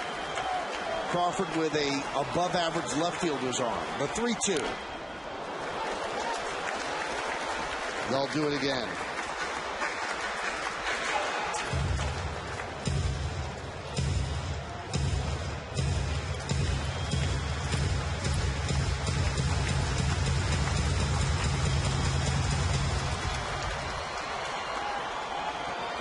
Ramiro Pena's pinch hit bunt moved Granderson to second. One man out. Outfield very shallow, and Gardner does have power. They're banking on a base hit being hit directly at him. This cuts down their lateral movement, being so shallow in the outfield. 3-2. He walked him. So from 0-2 to a walk. Like you said, he's not afraid to hit with two strikes. He's got one of the league leaders with two-strike hits. And I think Joe Madden's seen enough. He wants a right-hander in here with Derek Jeter come to the plate. And that's what he's going to do. He's going to call to the bullpen for one of his right-handers. Derek Jeter can win the game. Stick around and find out if he gets it done.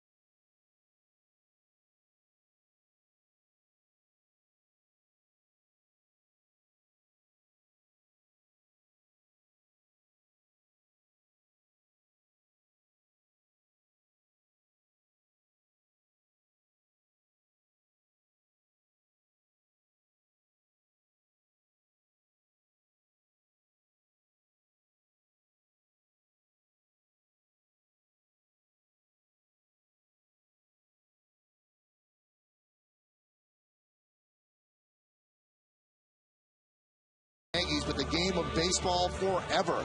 Former players and Yankee legends join us for a special edition of the Verizon Fios post-game wrap-up tonight on My 9 News. Well, it's set up for Derek Jeter, and really you can't write a better script. He's getting the scouting report from Kevin Long to see exactly what's going on, and then a little bit of a slap to his batting coach, but let's put it together here for Derek Jeter. He's the last Yankee that gets introduced every single at bat by Bob Shepard. We honor Shepard and his passing tonight. He's the man who spoke to the crowd during the pregame ceremony honoring George Steinbrenner, saying that he not only lost a boss earlier in the week, but he lost a friend. And Derek Jeter now has a chance to win the game, a game honoring both of those men. Can he get it done? He'll have to do it against Dan Wheeler. Dan Wheeler's got some pretty good numbers out of the pen for the Rays as well. Remember, he told you the Rays pen has been a strength of their team. 32 strikeouts in 28 and a third innings, just 9 walks. And he's 2-0 with a 3.18. And it boils down to this. Jeter 4 for 15 with a home run against Wheeler. Granderson's at second, Gardner's at first. Great speed on the bases. Jeter is at the plate. One man out, bottom of the ninth, game tied at 4.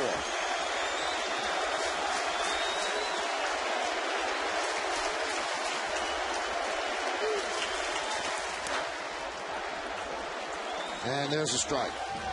The Rays corner outfielder still very, very shallow. Maybe Kapler a couple of steps deeper than he was for Gardner. Carl Crawford relying on his speed in left field and not have anything go over his head.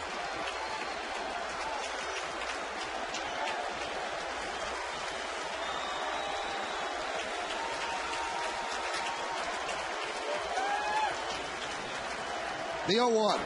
Ooh. Wants that one back. Yeah, he does.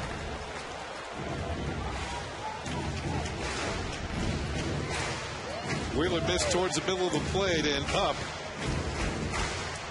I believe that ball was down a little bit more. Jeter would have got to it. He couldn't quite get on top of that one. Wheeler missed in the middle of the plate.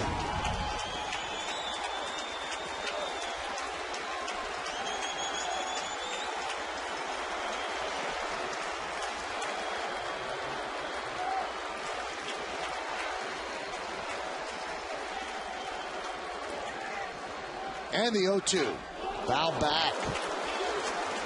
Looked like a breaking ball up in the zone. Yeah, that was not a good pitch, 0-2 if you're Wheeler. He got away with another one. Hanging slider.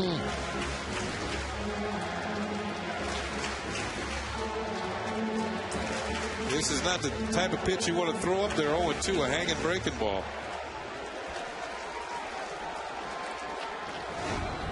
Crowd of 47,524. Most of them standing.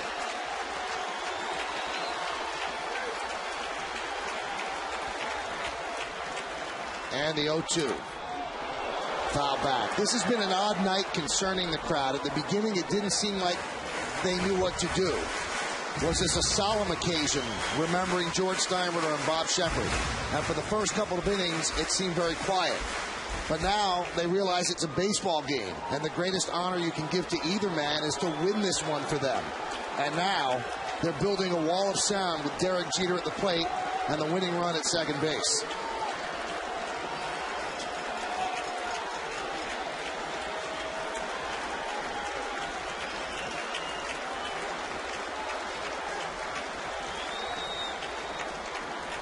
The 0-2 just missed. Count 1-2. Joe Madden wanted that call barking at Darryl Cousins. I think it's a matter of whether they had the corner or not. I don't think it did. We get another look at it outside. Good ball outside.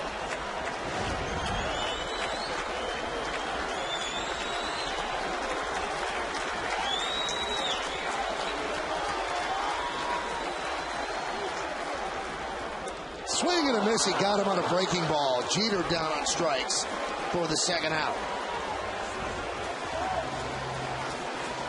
And now they'll bring in another right-hander to face Swisher. There's a breaking ball breaking down and out of the zone. It strikes Jeter out.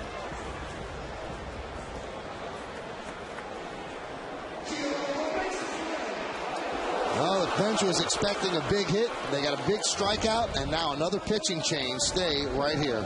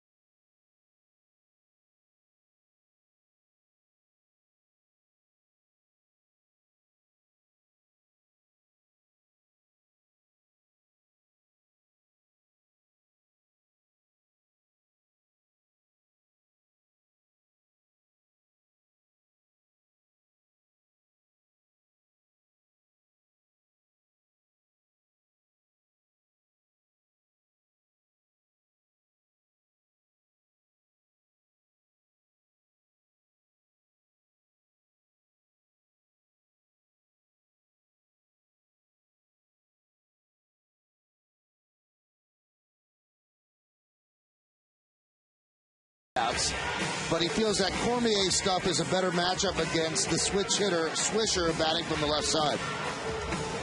Swisher had a limited number of at-bats against Wheeler. He was 1 for 2. But here's the reason why he's facing Cormier. 0 for 7 against Cormier. Now, Joe Madden can ill afford to have a lengthy extra inning game. He's got one other pitcher, Andy Sonnenstein, and then his closer, Soriano. So he's mixing and matching using 3 pitchers here in the bottom of the 9th inning. And here's Nick Swisher. Nick Swisher tied the game with a dramatic home run in the 8th, leading off against Joaquin Benoit. And now he's in there against Cormier. Granderson is at second. He led off the inning with a single, moved to second on a sac bunt. Gardner walked. Jeter struck out. Breaking ball is a strike. Let's go back to the 8th. Nick Swisher leading off. Gone. Tie ball game. And now he has a chance to win the game. Oh, nice play there by Shoppik, keeping the runner at second.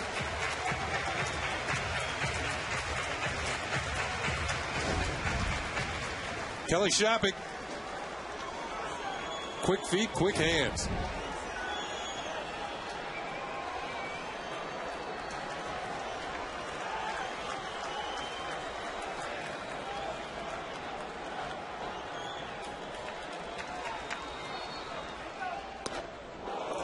Checked his swing on the high fastball.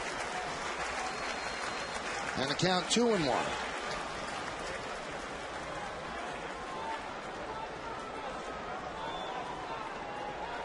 Cormier has played it or pitched to a 5.79 ERA over his last 10, and there's the crowd in the Great Hall.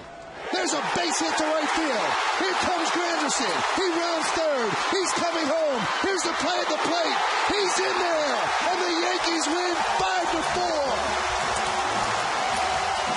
They honor Bob and the boss with a base hit by Nick Swisher and win this game 5-4.